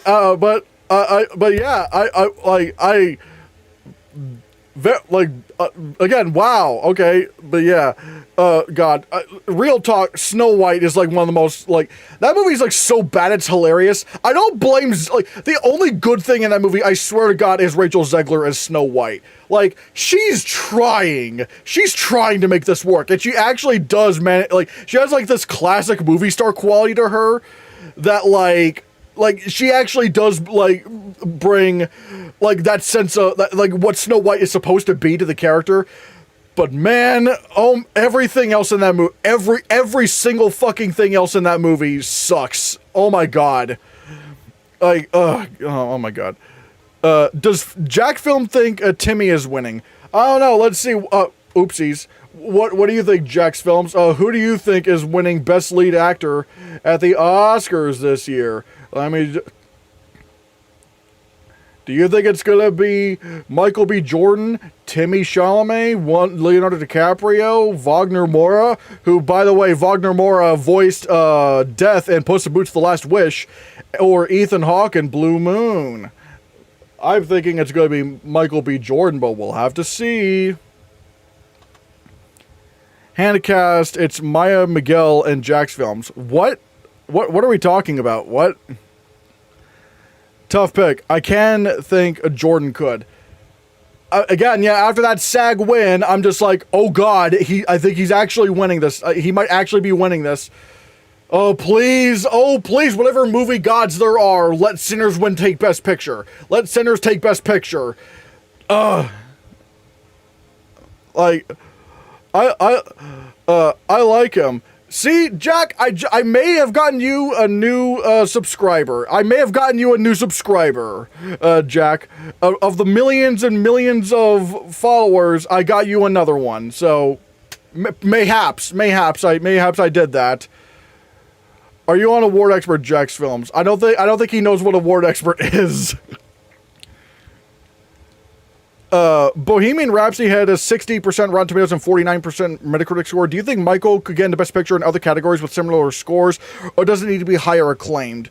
Bohemian Rhapsody is interesting because that was it was also like, it had even those who, like, yeah, it had its doubters, but there was still a bit, like, those who liked the movie, like, even the critics that liked Bohemian Rhapsody, really, like, it wasn't a situation where it's like everyone thought it was mid. Like, the people who didn't like Bohemian Rhapsody thought it was kind of mid, but the people who liked, and even the critics that liked Bohemian Rhapsody, really fucking liked Bohemian Rhapsody. So it's like, the passion that the positive response had kind of outweighed what negatives there were. So that's why Bohemian Rhapsody was able to get into Best Picture. I'm very much wondering how Michael's going to turn out. Because again, if it gets good enough reviews, I'd say, sure, yeah. Like, I think the movie Michael, again, this is the Michael Jackson biopic, Michael probably could get into Best Picture. If the reviews are good enough. They don't even have to be amazing, because music biopics, as long as the reviews are good enough, they'll be fine. Yeah. But we'll have to see. Do you like cats, Jack's Films? If I'm not mistaken, I think Jack is allergic to cats. I remember his counsel saying something about that he's allergic to cats, so he can't have cats. So, yeah. Tell me, did you just go live on a stream because you smell like Hannahcast? And I love... Wait. Did you just go on a live stream because you smell like Hannahcast and I love Hannahcast? What are we talking about? Wait. Bear. That's a smell? It's you. Wait. Now... Okay, I was about to say, what are we talking... Okay, now I get the reference. Like, I was like, what are we doing? I'm allergic to cats, but I have 3 white fluffy dogs, one of whom is licking me now. I would not be surprised if that was Chipwich. What, like, oh...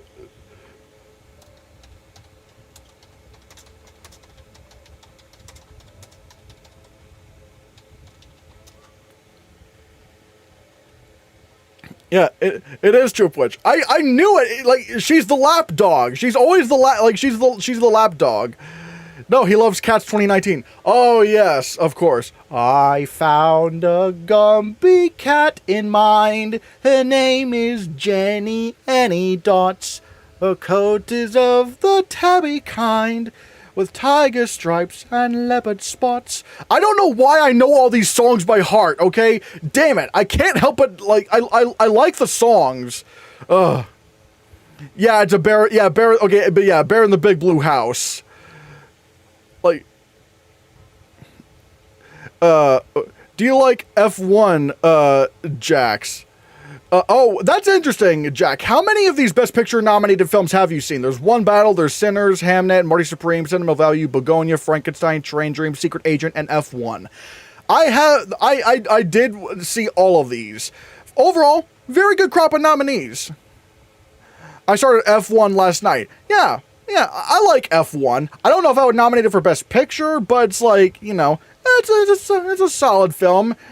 I do wish it was just an accident could have gotten in, and especially no other choice, but yeah. Wait. Hannah, what win would you hate more? Sinners losing Best Original Screenplay or Avatar losing visual effects? Oh, this is hard because Avatar just objectively has the most advanced visual effects ever, but I really need Ryan Coogler to come out of the Oscars with original screenplay. So, like, I don't know. That's a tough one. I don't know. That's really tough. Begonia is my favorite so far. Interesting thing about Begonia, because like Yorgos Lanthimos' films haven't really hit with me that hard. Like, I like The Favorite just fine. I don't love The Favorite. I think it's fine. I did not care for Poor Things, though. I thought that movie was a little bit too out there and too just not funny.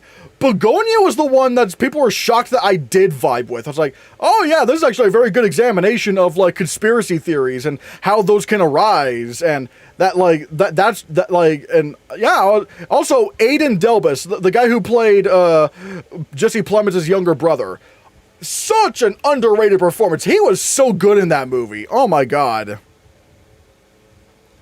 I could see visual effects loss making you crash out. A new meme though. I like at that like it's just so weird. I'd be like, because that would just be absurd if Avatar lost. Like I think even people who don't like Avatar can acknowledge Avatar just has the best effects. Like the Avatar movies just have the best effects ever. But Sinners losing original screenplay somehow, which I can't say that's going to happen because it has everything going for it in its favor to win. It won every precursor that it logistically could have. And like, I mean, it didn't win the Golden Globe, but it lost to One Battle After Another. So it's like, all right, it's not like it lost to another film in original screenplay. So yeah, whatever. But like in original screenplay, it just completely swept. It won Critics' Choice, it won Writers Guild, and it won BAFTA. The BAFTA win was all it needed to convince me that like, all right, yeah, it's locked that Ryan Coogler's taking this. But yeah. So far, what do we have Sinners getting? I have 5 awards: original screenplay, score, casting, lead actor, supporting actress. I have 5 as well. But again, I'm still curious about Best Picture, though. I'm still curious about Best Picture, because One Battle After Another, I really shouldn't be doubting it. And I'm not doubting it, because I am predicting One Battle After Another. It won the Golden Globe, it won Critics' Choice, it won BAFTA, it won PGA. So it's like, I can't, and it won Directors Guild, so I can't really doubt it, but there's something about Sinners potentially winning 2 acting awards. Like, Michael B. Jordan winning SAG was big. Wonami Masaku winning BAFTA was big. Like, I can't say Timothée Chalamet is gonna win, because he didn't win BAFTA or SAG, like, those are industry precursors.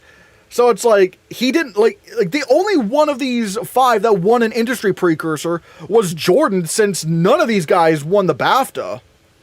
And with the supporting actress, I mean, one could say Amy Madigan for Weapons could win supporting actress, because she did win Critics' Choice, which is not industry, but still, and she won SAG.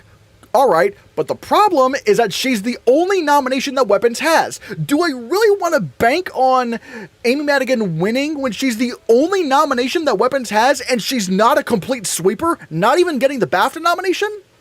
I don't know if I can. Again, Wonami Masaku is the only one here who's in Best Picture nominated film who has any industry precursors. So that's the problem. So it's like, I want to say Sinners could win Best Picture, but I needed something else other than just SAG. Like, if Sinners surprised at ASC last night with a cinematography win, and if you don't know what ASC is, the American Society of Cinematographers, that would show, okay, so there is a bit of a late surge for Sinners. But it didn't even win that. So if Sinners does win Best Picture, it would have to be a big surprise if that happened. It would have to be a big surprise. But I don't know if I can call that just yet. I don't know if I can quite call that. Like, if Sinners were to win Best Picture, it would have to be something. It would just have to be something I'm not expecting. Which, granted, is still less surprising than when Moonlight won Best Picture, because everyone knew, La La Land was winning Best Picture until it just didn't. So the fact that we're just entertaining the idea of Sinners winning Best Picture shows that it wouldn't be as shocking as Moonlight. It still would be shocking, but yeah, like, basically, I don't know what to fucking do here. I'm scared for One Battle of Another's chances in my mind all day. It's quite, like, I'm just wondering, you know?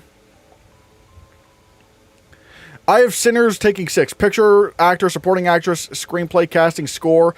I just don't know if I can do that. I don't know if I can do Best Picture quite yet. I just have not seen enough evidence to show me that Sinners is taking Best Picture. I also think it could pull a Mystic River because it got 2 acting wins, yet still lose Best Picture and screenplay, so it's possible. Maybe. Here's the problem with comparing it to Mystic River, with comparing Sinners to Mystic River. That came out in 2003. That was before the Oscars expanded their Best Picture category to going past 5, and where they vote on a preferential ballot system. Basically it's like ranked choice balloting, where they kind of like, so it's like, yeah. I don't know if I can say that's quite an equivalent, because we don't know how the voting would have gone if there were a preferential ballot back then. So I don't know.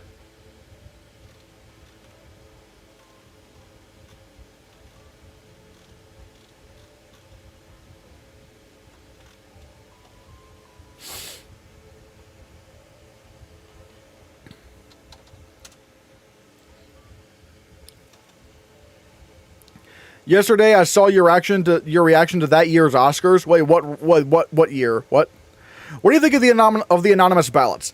I think people put too much stock in anonymous ballots because, look, yes, you're going to see some really crazy takes like, oh yeah, I didn't watch that movie. I skipped the animation category. But here's my thoughts on the anonymous ballots. I feel like the trades are going to only publish, or only going to, publish the ones that are the most insane, crazy takes. Because keep in mind, the Academy is voted on by over 11,000 people. That is how many people are voting in the Academy of Motion Picture Arts and Sciences. All right, over 11,000 people. So, yeah, you're going to see some crazy takes, but it's also just like, do we really think 11,000 people are going to vote that exact same way? No. I feel like with all these anonymous ballots, you kind of have to take them with a very small grain of salt, because you don't know what the sample size is. You don't know who is voting on these, or who are sending in these anonymous ballots. And again, the trades are only probably going to highlight the takes that are the most insane, and you're just going to be like, what? Why are they even in the Academy? Because that's what gets clicks. It's all about clicks. I don't feel like I feel like people put way too much stock in anonymous ballots, in my opinion, at least. You were so slow to notice that Moonlight won Best Picture. I mean, yeah, I was very confused because I just did not know what was going on. I was like, what? I was like, and then eventually it set on me, wait, so Moonlight did win Best Picture. How the fuck did that happen? What? Which again, I'm not complaining. I actually really love Moonlight. Moonlight and La La Land, that was a year where I could not lose. Moonlight was my favorite film of that year, and La La Land was my second favorite film of that year. So it wasn't a matter of complaining. It's just a more matter of, what's going on? How did this happen? Why? What's going on? It was more confusion than anything of just I've never seen anything like this happen at the Oscars.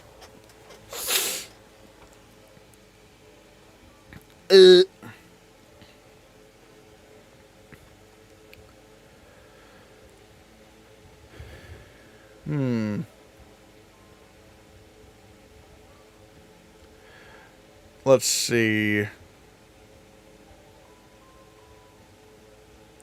Some people called Mahershala Ali Mahershala Land after the accident. That's that's kind of racist. Why are we making jokes? I'm not saying you're doing that, Annie Rude. I'm just you're giving context. It's we don't need to be making why would somebody make a joke out of Mahershala Ali's name like that? I don't know. That's a little weird. I think Sinners can still get those 2 acting wins. In the end, all the other nominees either have no industry wins, no wins period, a weak film, or no supports. The opponents just don't have much. Yeah, I think that is kind of the thing. Like, when it comes to Timothée Chalamet, it's like, Marty Supreme was very well acclaimed, and it did get a lot of nominations, but how many nominations did it get? It got 9 nominations. But the fact of the matter is, it's like Timothée Chalamet was the only win prospect that film had. So yeah.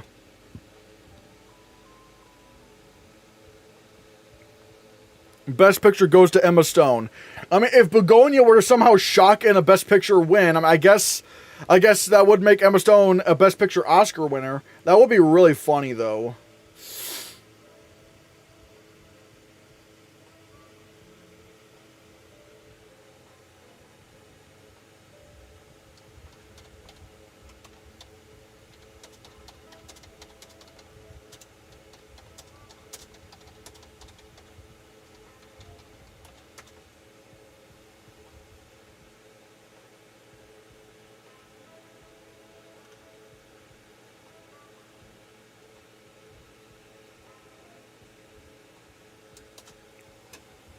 Christian, hey, it's Elise.com. Hello, Elise.com. Wait, why? How come so many Jack Film people are coming onto my stream? What's going on here? What's going on here? Something's not adding up. I don't know what's going on here. I don't know. Wait, what? I can't believe Mr. Films was here. He was. He was here, dude bro. Also, I know who that is. Hello, dude bro.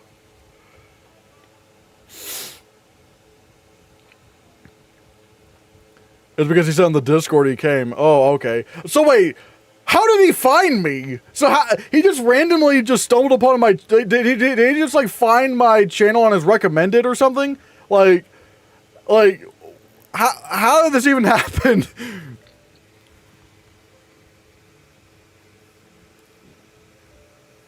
Oh.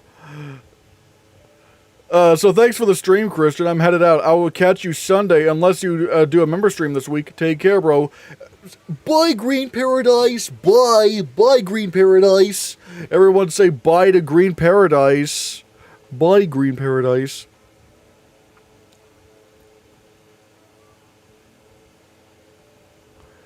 Ryan Coogler needs that Best Director win. I would love it if he did. I just cannot predict him. I just sadly cannot predict Ryan Coogler to win, because he is just he just did not win any director precursors, sadly.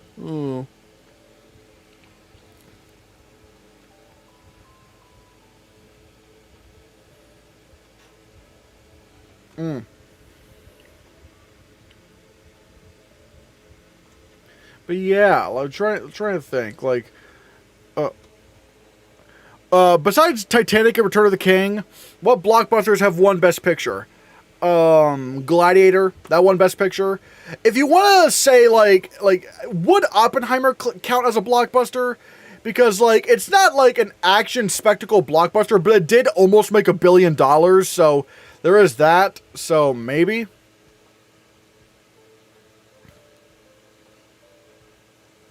Will there be a member stream this week? I might consider getting a membership until the Oscars are over, if you'll be doing lots of memberships, members-only streams and content. I might try to do a members stream tomorrow. Either tomorrow or maybe in the middle of the week or something like that.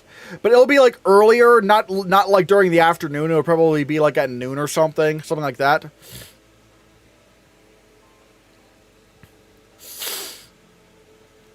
If Coogler pulls a Bong Joon-ho, it would be shocking.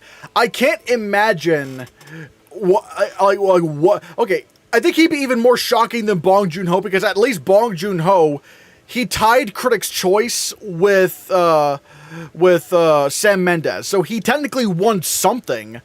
Coogler hasn't won a damn thing, so I don't know. And also, Bong Joon-ho was leading with critic circles in terms of director wins.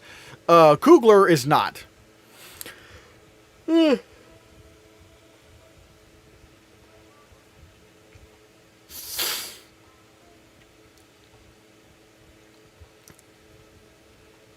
Sorry if you mentioned this before, but will you live stream the Oscars? I'm not going to live stream the Oscars. I am going to... if everything goes according to plan...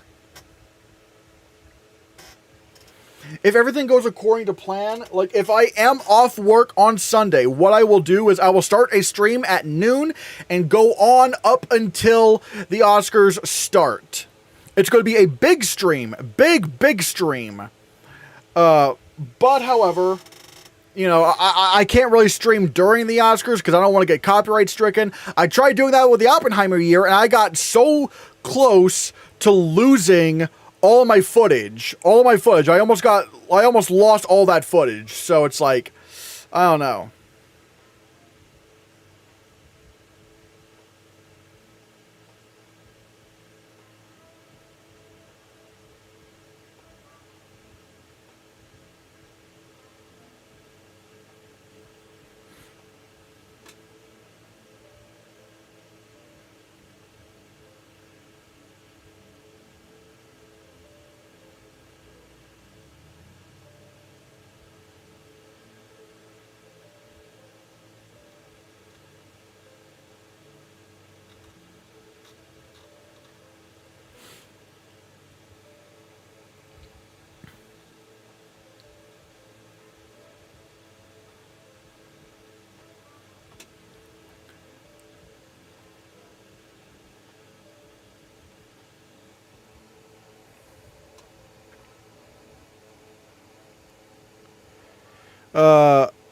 I'll make cookies and get some champagne. Ooh, cookies! I like cookies. I don't drink alcohol, but I like cookies. 24-hour Oscar stream. Oh, oh god, oh my god, oh, that would be insane. I don't think I could actually do that. But it's like, oh god. A 6 to 7 hour live stream is bound to be better than the Oscars.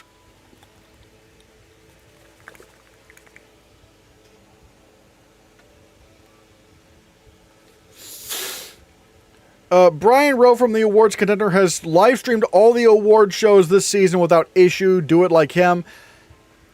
Brian usually has the volume really low. I mean, maybe, but it's also... I just don't know. I don't know if I can risk it, because I tried doing that last time and it didn't work. It just didn't work. It didn't work.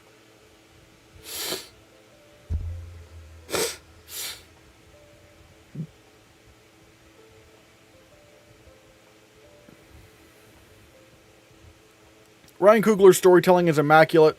The Academy clearly likes him, and he'll definitely win one day. He already has 2 nominations, pre-Sinners. I mean, yeah, one of the... I mean, he is going to win an Oscar this year for original screenplay. Like, that much can be definitely confirmed. He's going to win. Whether it's going to be director or picture, I don't know. I feel like Sinners was his most likely... Like, that was his chance, I feel. I just don't know.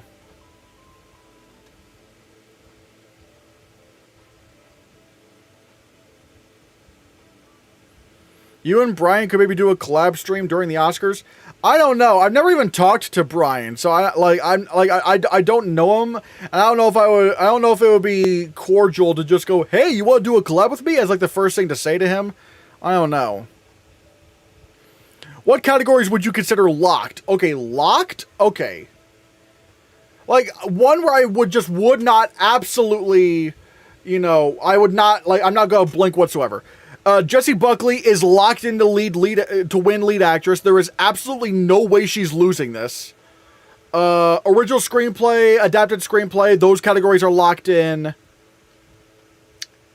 Animated feature, I think, is locked in because you could make an argument Zootopia 2 won the BAFTA, but it's also just like it only won the BAFTA because K-pop Demon Hunters did not meet the eligibility requirements, the theatrical eligibility requirements to be eligible for the BAFTAs. So if K-pop Demon Hunters were there, it would just be winning. So, yeah. I could, like, I still think cinematography is going to go one battle after another, but I don't know if I would say that's locked. Editing, production. Okay.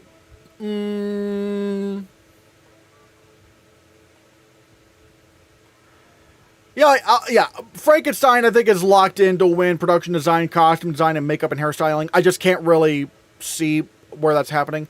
Visual effects. Is this locked? Because it's still a non-Best Picture film.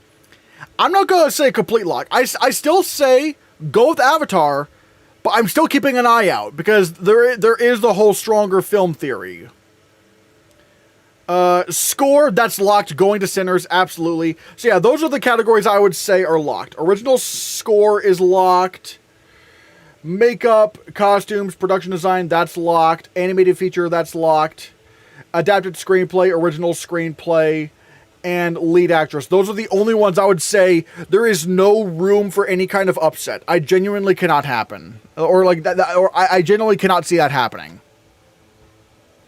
Maybe do the live stream with no audio at all in the background. But the problem is, in the videos, I do want the audience to hear the announcement. And plus, it helps me with editing. You know, it helps me with editing because when I'm listening back to it, and the Oscar goes to, let's say, Jessie Buckley. When I hear Jessie Buckley, that's what's going to have the image pop up. So it helps me know when to put the image up. But it also gives, like, it makes it a little bit exciting for the audience. So I have to...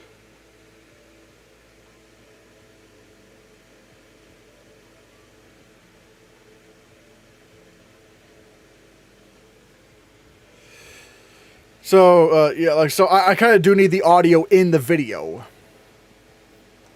Sinners got original screenplay, score, and casting locked. I don't know if we could say casting is locked when we don't even know how they're going to vote in this category. Like, are they going to vote? Like, we don't know if they're going to go for, like, the most clever casting, or if they're going to vote based on the ensemble, or if they're going to vote based on what their favorite movie in the category is. We don't really know how they're going to go about casting. So I can't really say Sinners, or really anything, is locked in to win best casting, because we just don't know what this category is going to be like. Do you think I Lied to You could win best original song? It would have, again, I'm not going to predict that to happen, because the evidence just all points to K-pop Demon Hunters' song Golden. But, you know, like if there were some crazy upset, I could see a world where it's I Lied to You, but again, I would say bet your money on Golden. Watch visual effects go to Sinners. I would hate that. Like, look, I love Sinners. That's the one category I actively do not want that film winning. Like, no, do not give visual effects to Sinners. The nomination still kind of baffles me. Like, why? Will that upset you or make you happy? No, like, look, I love Sinners, but again, Avatar just has the best visual effects of the year. It's not even a contest. Again, I would not even nominate Sinners for visual effects. Not that it has bad effects, but it's like a lot of the effects you see in the movie are just like effects that you'd see in a lot of other movies. It's not that crazy or big or dynamic. It's just like, eh.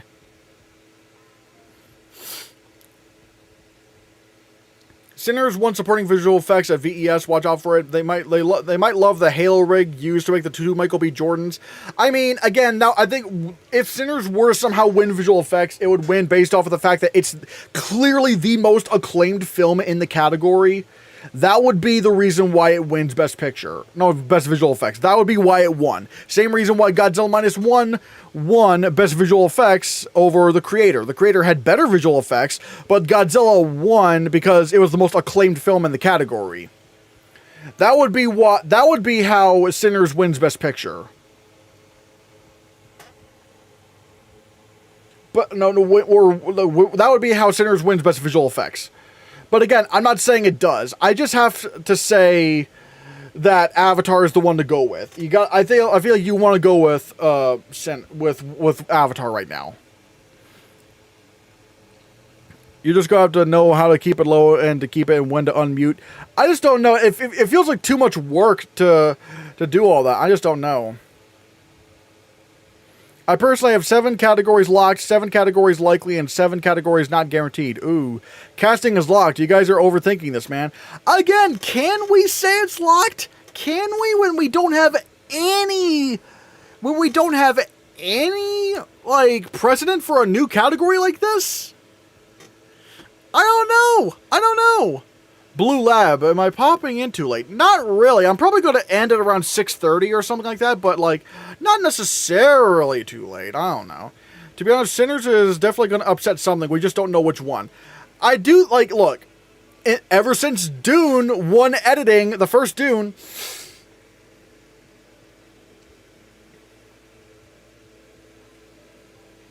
but it's like, you know, because like, you know, the first Dune, it won Best Film Editing. Then the next year, All Quiet on the Western Front won Production Design off of no precursors. Then the next year, Godzilla Minus One won Best Visual Effects off of no precursors. And then the next year, Anora won Best Film Editing without any precursors. So I could maybe see like somewhere where Sinners surprises in a category where it didn't win any precursors, but that's not enough of a justification for me to predict that to happen. I just can't say that's going to happen.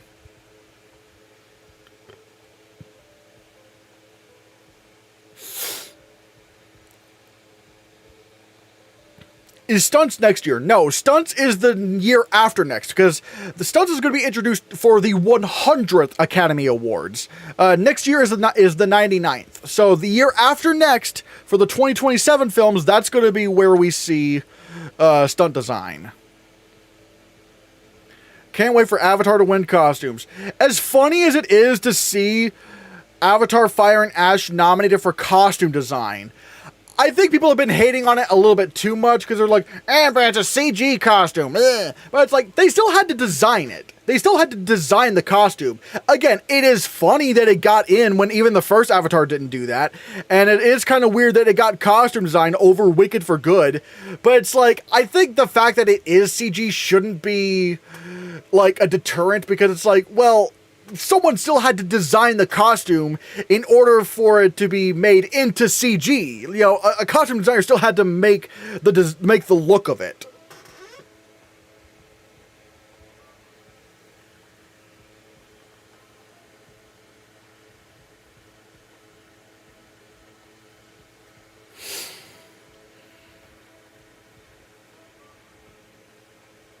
Maybe Avatar Fire and Ash got in because they didn't want to nominate Wicked for Good. I mean, I think that's pretty obvious considering makeup. Yeah. I'm pretty sure I think it's obvious that they just wanted to shut out Wicked. If it didn't get a damn nomination out there, not even makeup for like the Tin Man. Like, what? Because like the makeup branch, like. Because again, people might be thinking, "Oh, well, I mean, I'm not that surprised that Wicked for Good didn't get any nominations." No, that is shocking, because it's like the makeup branch will absolutely go for movies that no one likes. They nominated Norbit for Best Makeup and Hairstyling. They nominated what was it? Coming to America for Best Makeup and Hairstyling. They, like, Suicide Squad won Best Makeup. So, like, clearly they don't care if people like the movie. They just care about the makeup. Oh, and also The Lone Ranger got nominated for Best Makeup and Hairstyling. The Wolfman starring Benicio del Toro got nominated for makeup. So, again, it's like, clear. Oh, yeah, Golda, that movie that literally no one saw, that got nominated for makeup. So, it clearly wasn't, so it's like, it's just weird, because how do I describe it? For Wicked to miss makeup and hairstyling, a category where they genuinely do not care if your movie's good or bad, it had to have been in a cross Academy thing where they're just like whispering to each other, "Hey, let's not like nominate Wicked for anything. Like, let's not nominate Wicked for Good for anything. We do not want the sequel getting nominated." That's the only rationale I could think of, because like for every branch to say absolutely not is like, I've never seen that before. Click was nominated. Oh yeah, Click. Yeah, another example, a movie that people hate that got nominated for a makeup Oscar. And to be fair, I'm not even complaining about these nominations. like, even as bad as something like, Coming to America got, it's like, the makeup was very impressive. Like, I still think it's really stupid when people go, Suicide Squad won an Oscar? It's like, no, the makeup was very impressive. I don't mind that win. For craft categories like that, I genuinely do not care if I like a movie. All that matters is the work itself, like the makeup itself, the visual effects itself, the sound or the costume designs. Like, you can have a shitty movie all you want, but if you actually did well in a certain category, you deserve to be honored for that. I feel like that's just fair. That, like, going for a movie, like rooting against a film for a craft only because you don't like the movie, I think is pretty silly and pretty dumb, because it's like, you're not even taking the award seriously at that point. But still, I don't know. They did have to physically make the costumes for Avatar, and they were detailed. I was pretty impressed. Even if they didn't, again, it's costume design. It's not like costume stitching or anything like that. It's like, the way they're like before they're made into CGI, they have to still be designed on paper. So it's like Pinocchio 2020, Hillbilly. Oh yeah, I forgot about Hillbilly Elegy. Oh yeah. Yeah, the J.D. Vance biopic got nominated for a couple of Oscars, which again, that on paper is funny, but the nominations it got, makeup and supporting actress for Glenn Close, yeah, I would say that's not bad. But I think Pinocchio, I don't even think people dislike Pinocchio. Like, that movie was just like I think people did like that movie. It was just very strange. Oh yeah, Bad Grandpa got a nomination in makeup. And you know what? I honestly, he should have won. I think Bad Grandpa should have won Best Makeup. That old age makeup was really, really good, especially when you consider how many stunts Johnny Knoxville had to do in that shit. Like, that was funny. Did Glenn Close get nominated for the Razzie as well? Yes. She got an Oscar nomination and a Razzie nomination for Hillbilly Elegy. I think she was actually very good in the movie. The movie was bad. It sucks. But, like, I thought she was good. I thought Glenn Close was good in the movie. Like, why do we gotta hate on her for that? Like, the problem was the script. Was the script.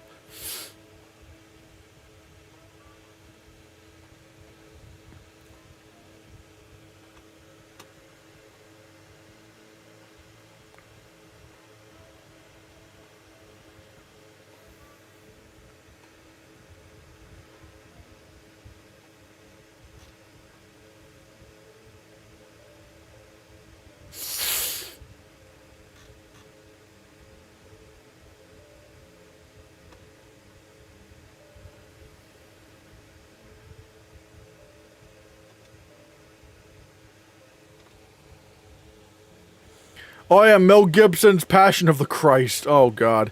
Again, very good makeup.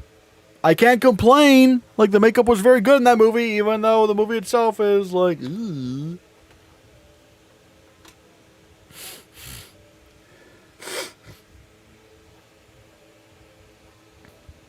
Crazy question, or at least what I think it is, but what if Weapons got nominated for costume design instead of Avatar Fire and Ash?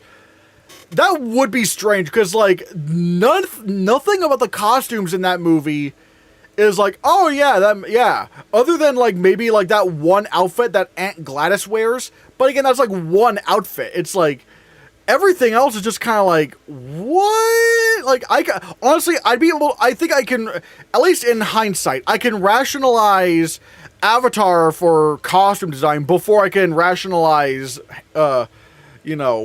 Weapons. Did the Vance movie include his love of couches? I think that's only in the director's cut, sadly.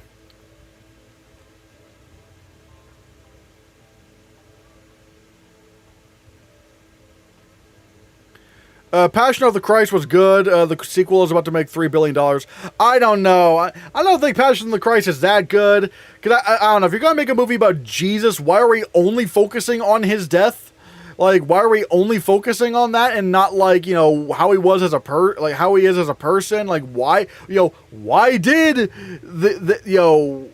why did they feel he was a threat? Like, why this, like, that's my problem with a lot of interpretations of Jesus. Is like, they never make him interesting. They just make him like a very, like, they just have him be very stoic and, you know, I am the Son of God and all that stuff. It's like, no, why don't they have him, why don't they make him more relatable? Have him crack some jokes with his friends and actually make him a likable person that makes you realize, oh, that's why people follow him. They follow him because he's a cool guy and has some good messages and has a good lesson.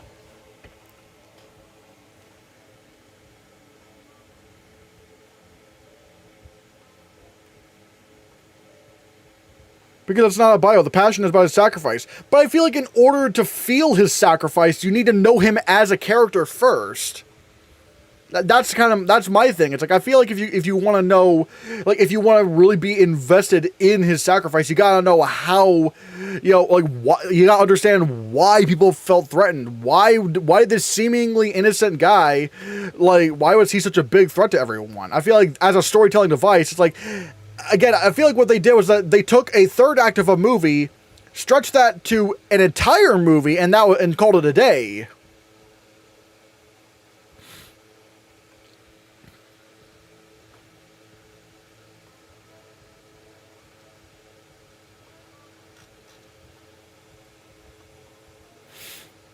What would you expect? What should we expect your reaction to be if when Lindo wins supporting actor? Well, I'm not gonna say when. I would say if, because his win. I feel like it would be so unlikely. If he somehow won, I would immediately be excited because I'm like, Sinner sweep. We're in for a Sinner sweep, baby. Like, I would be really excited for that. I would be really excited to see that happen. Who's a director that could make Jesus cool? I mean, technically, there's a lot of directors, like, I don't know, Christopher Nolan. I mean, easily. I don't know, but I want, if there were going to be a Jesus movie, I want Jesus to be well, for one, Jewish, because, you know, Jesus was Jewish. I want him dark skinned because, you know, that's how he would have been back then. Like, whereas a lot of these other interpretations just always make him like white with like the smoothest hair. It's like, no, like, have him look Middle Eastern, like how he would have actually looked back in the day. So it's just like actually portray him as, you know, a dude that you can relate to. And, you know, I'm not saying he needs to be like have like Zoomer humor or anything like that, like, not really that, but it's just like, you know, make him a likable character that gets you invested in him, and that's why you want to listen to what he says.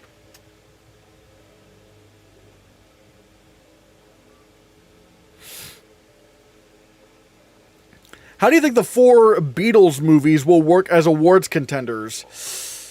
I don't think they will be. That's the problem. It's like the fact that aren't they all releasing on the same day? Like, all 4 Beatles movies? I feel like, one, it's just so ambitious of a project, I don't think it's going to work. I think the movies are just not going to be very well received. But also, it's just the idea of doing 4 Beatles movies, like, oh, same month. Yeah, that's still, even if it's the same month, that is still not enough breathing room. Like, it should be, like, at bare minimum, like, 1 movie. Well, for one, I feel like 4 Beatles movies is too much. It's like, what? Because it's also just like, if they're all releasing in the same year, it's like, even if they were all really, really well received, all right? Even if they were all really well received, the other issue comes in that, like, you know, which one do you prioritize? Because they're certainly not gonna, like, they would certainly not get all 4 in. I don't even think they would get 2 in. It's just like, I don't know. What if all 4 Beatles actors are nominated? Definitely Barry and Harry will be. I don't think, again, I just don't know if this is an idea that's going to work. That's the problem. I just don't think this idea will work. It's just rather strange.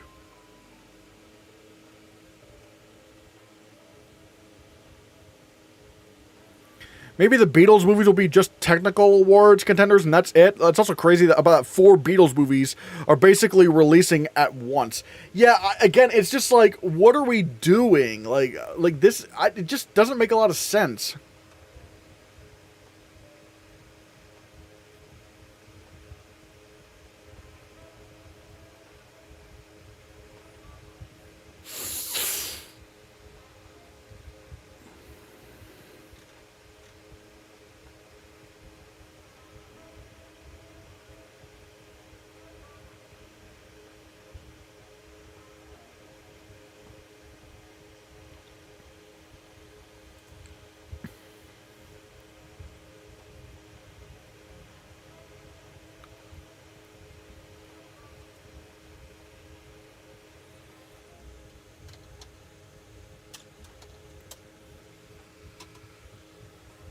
Hair and makeup winners. Who's your favorite Beatle? I don't know. I don't listen to the Beatles. Paul really looks like Paul. Casting winners too. Again, I just don't know if these movies are going to be that acclaimed. I just don't know if this idea is going to work. It just sounds odd. It's just such an odd thing.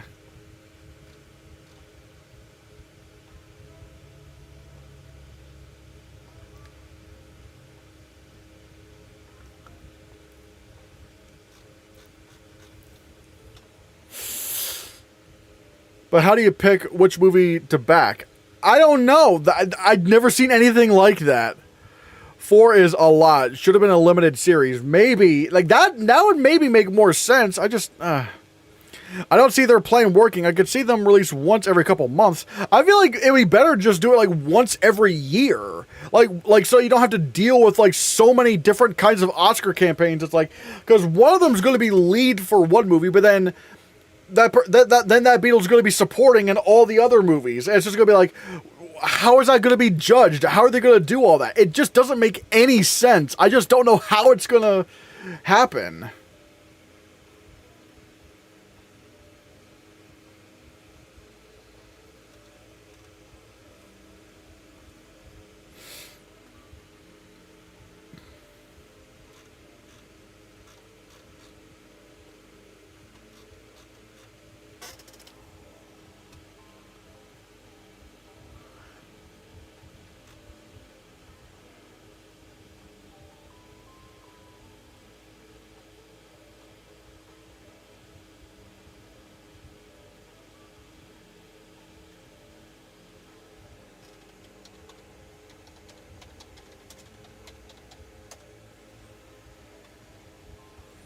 Probably 2 2028 and another 2 2029. I don't know. It's probably going to work for its target audience, the hardcore Beatles fans. It's not going for awards consideration.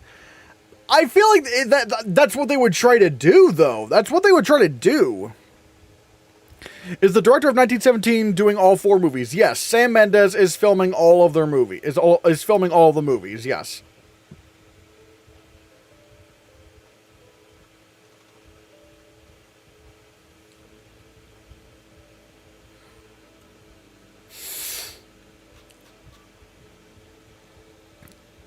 Just got out of school. I'm here. Hello, Leo Tennyson. I'm not gonna lie. It is like 6 minutes until I'm probably gonna end the stream. But yeah, I'm still good. But yeah, so I'm gonna be off here in a bit. But we're still doing pretty well with super chats and memberships. Obviously, if anyone still wants to dump any more, that's great before we head out. But like I said, I'm gonna be doing a big, again, hopefully if things go right, a big live stream on Sunday, like this upcoming Sunday, where I go from 12 to 7, depending on when the Oscars actually air. I don't know when they air, but like something like that. I'm gonna try to like do that. Do you think the Beatles movies will be disasters? I don't think so. Actually, wait, no, what am I saying? I completely glossed over that. Holy shit, I'm so sorry. Do you think the Beatles movies will be disasters? They could be. There is a chance that they could be disasters. It does seem a little gimmicky. Yeah. All 4 at once is crazy. Yeah, it is a little too crazy for my taste. Even with Lord of the Rings movies, they released yearly. Yeah, that's the problem. It's like, it's going to be overkill, because no one's going to, even if they're all amazing, no one's going to know what to vote for. It's going to be interesting in 2028 for the Beatles movies. Yeah. Okay, the Oscars air 7 p.m. Eastern Standard Time. So that means it would be a 7-hour long stream, or at least a nearly 7-hour long stream. If I'm going to be honest, I'd probably be 6.5 hours, because it'll probably be 6.5 hours, because I want to give myself a little bit of leeway to like for 30 minutes to stretch my legs and relax a bit before the Oscars start. So yeah. Michael's releasing as a 2-part film. Yeah, I don't think that's going to work out very well in its favor. Ugh.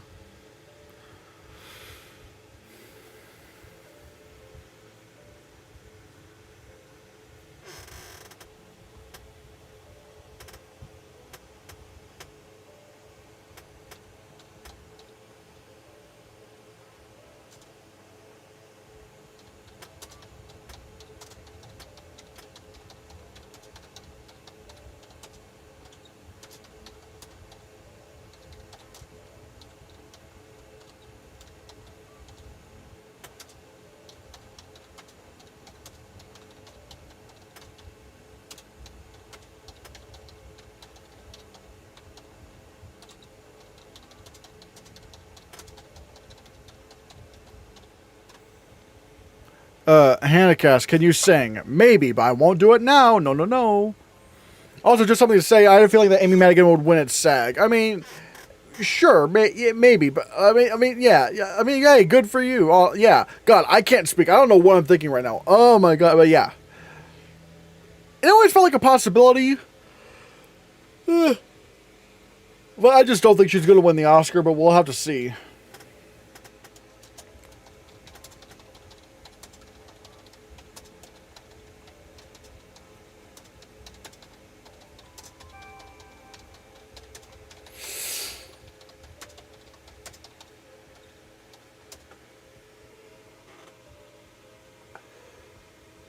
Oh, well, oh, I just realized. Okay, let's see what my schedule's going to be like. Is this going, am I going to be able to do a 7-hour stream?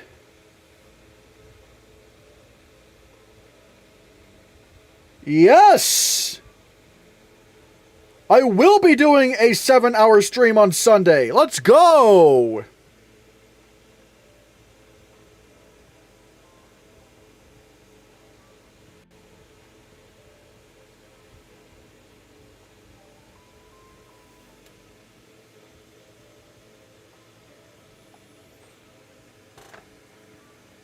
Let's go, everybody. I will be doing a live, because I just got the work schedule and it looks like, yep, I'm going to be doing that, so yay. When the Hannahcast biography. You do not want to see a biography of me. I can tell you that. You don't want to see a biography of me. No. Also, Sony is releasing the Beatles movies, and they don't have the best track record for the last couple of years.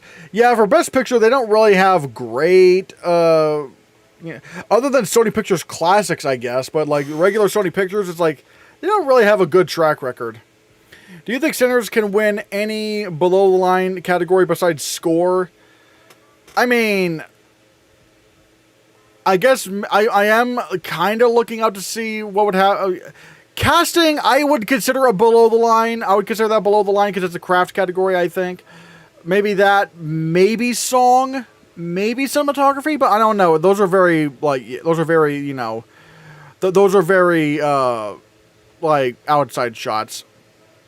I'm predicting Hamnet upset for screenplay. No, don't do it. No, bad idea. Ant. Look. I know you don't want one battle after another to win. There is no evidence to show that Hamnet is upsetting in adapted screenplay. There is zero evidence of this. You said the same thing about Wicked last year winning Best Picture. Just no. It's going to be one battle after another. Like you gotta let it go. There is absolutely no way Hamnet could win screenplay.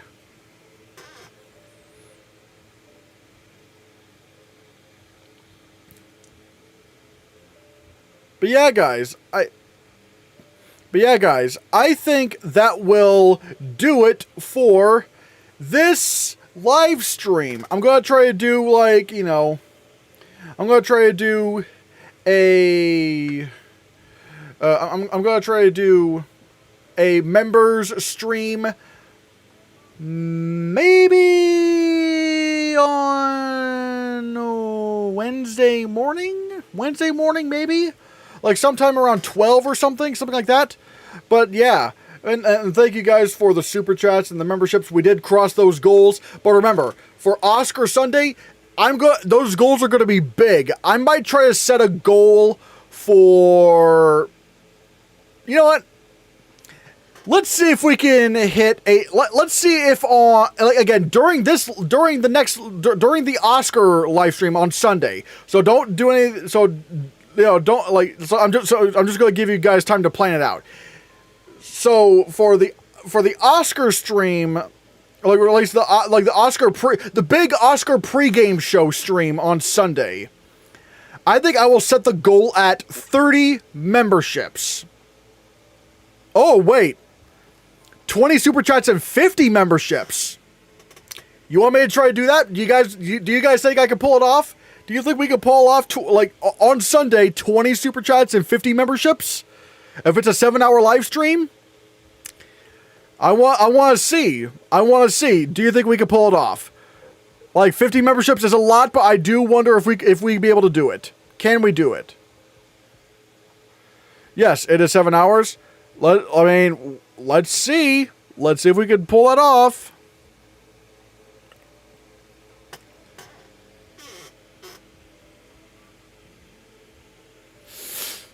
We'll have to see. Maybe I can pull out a poll.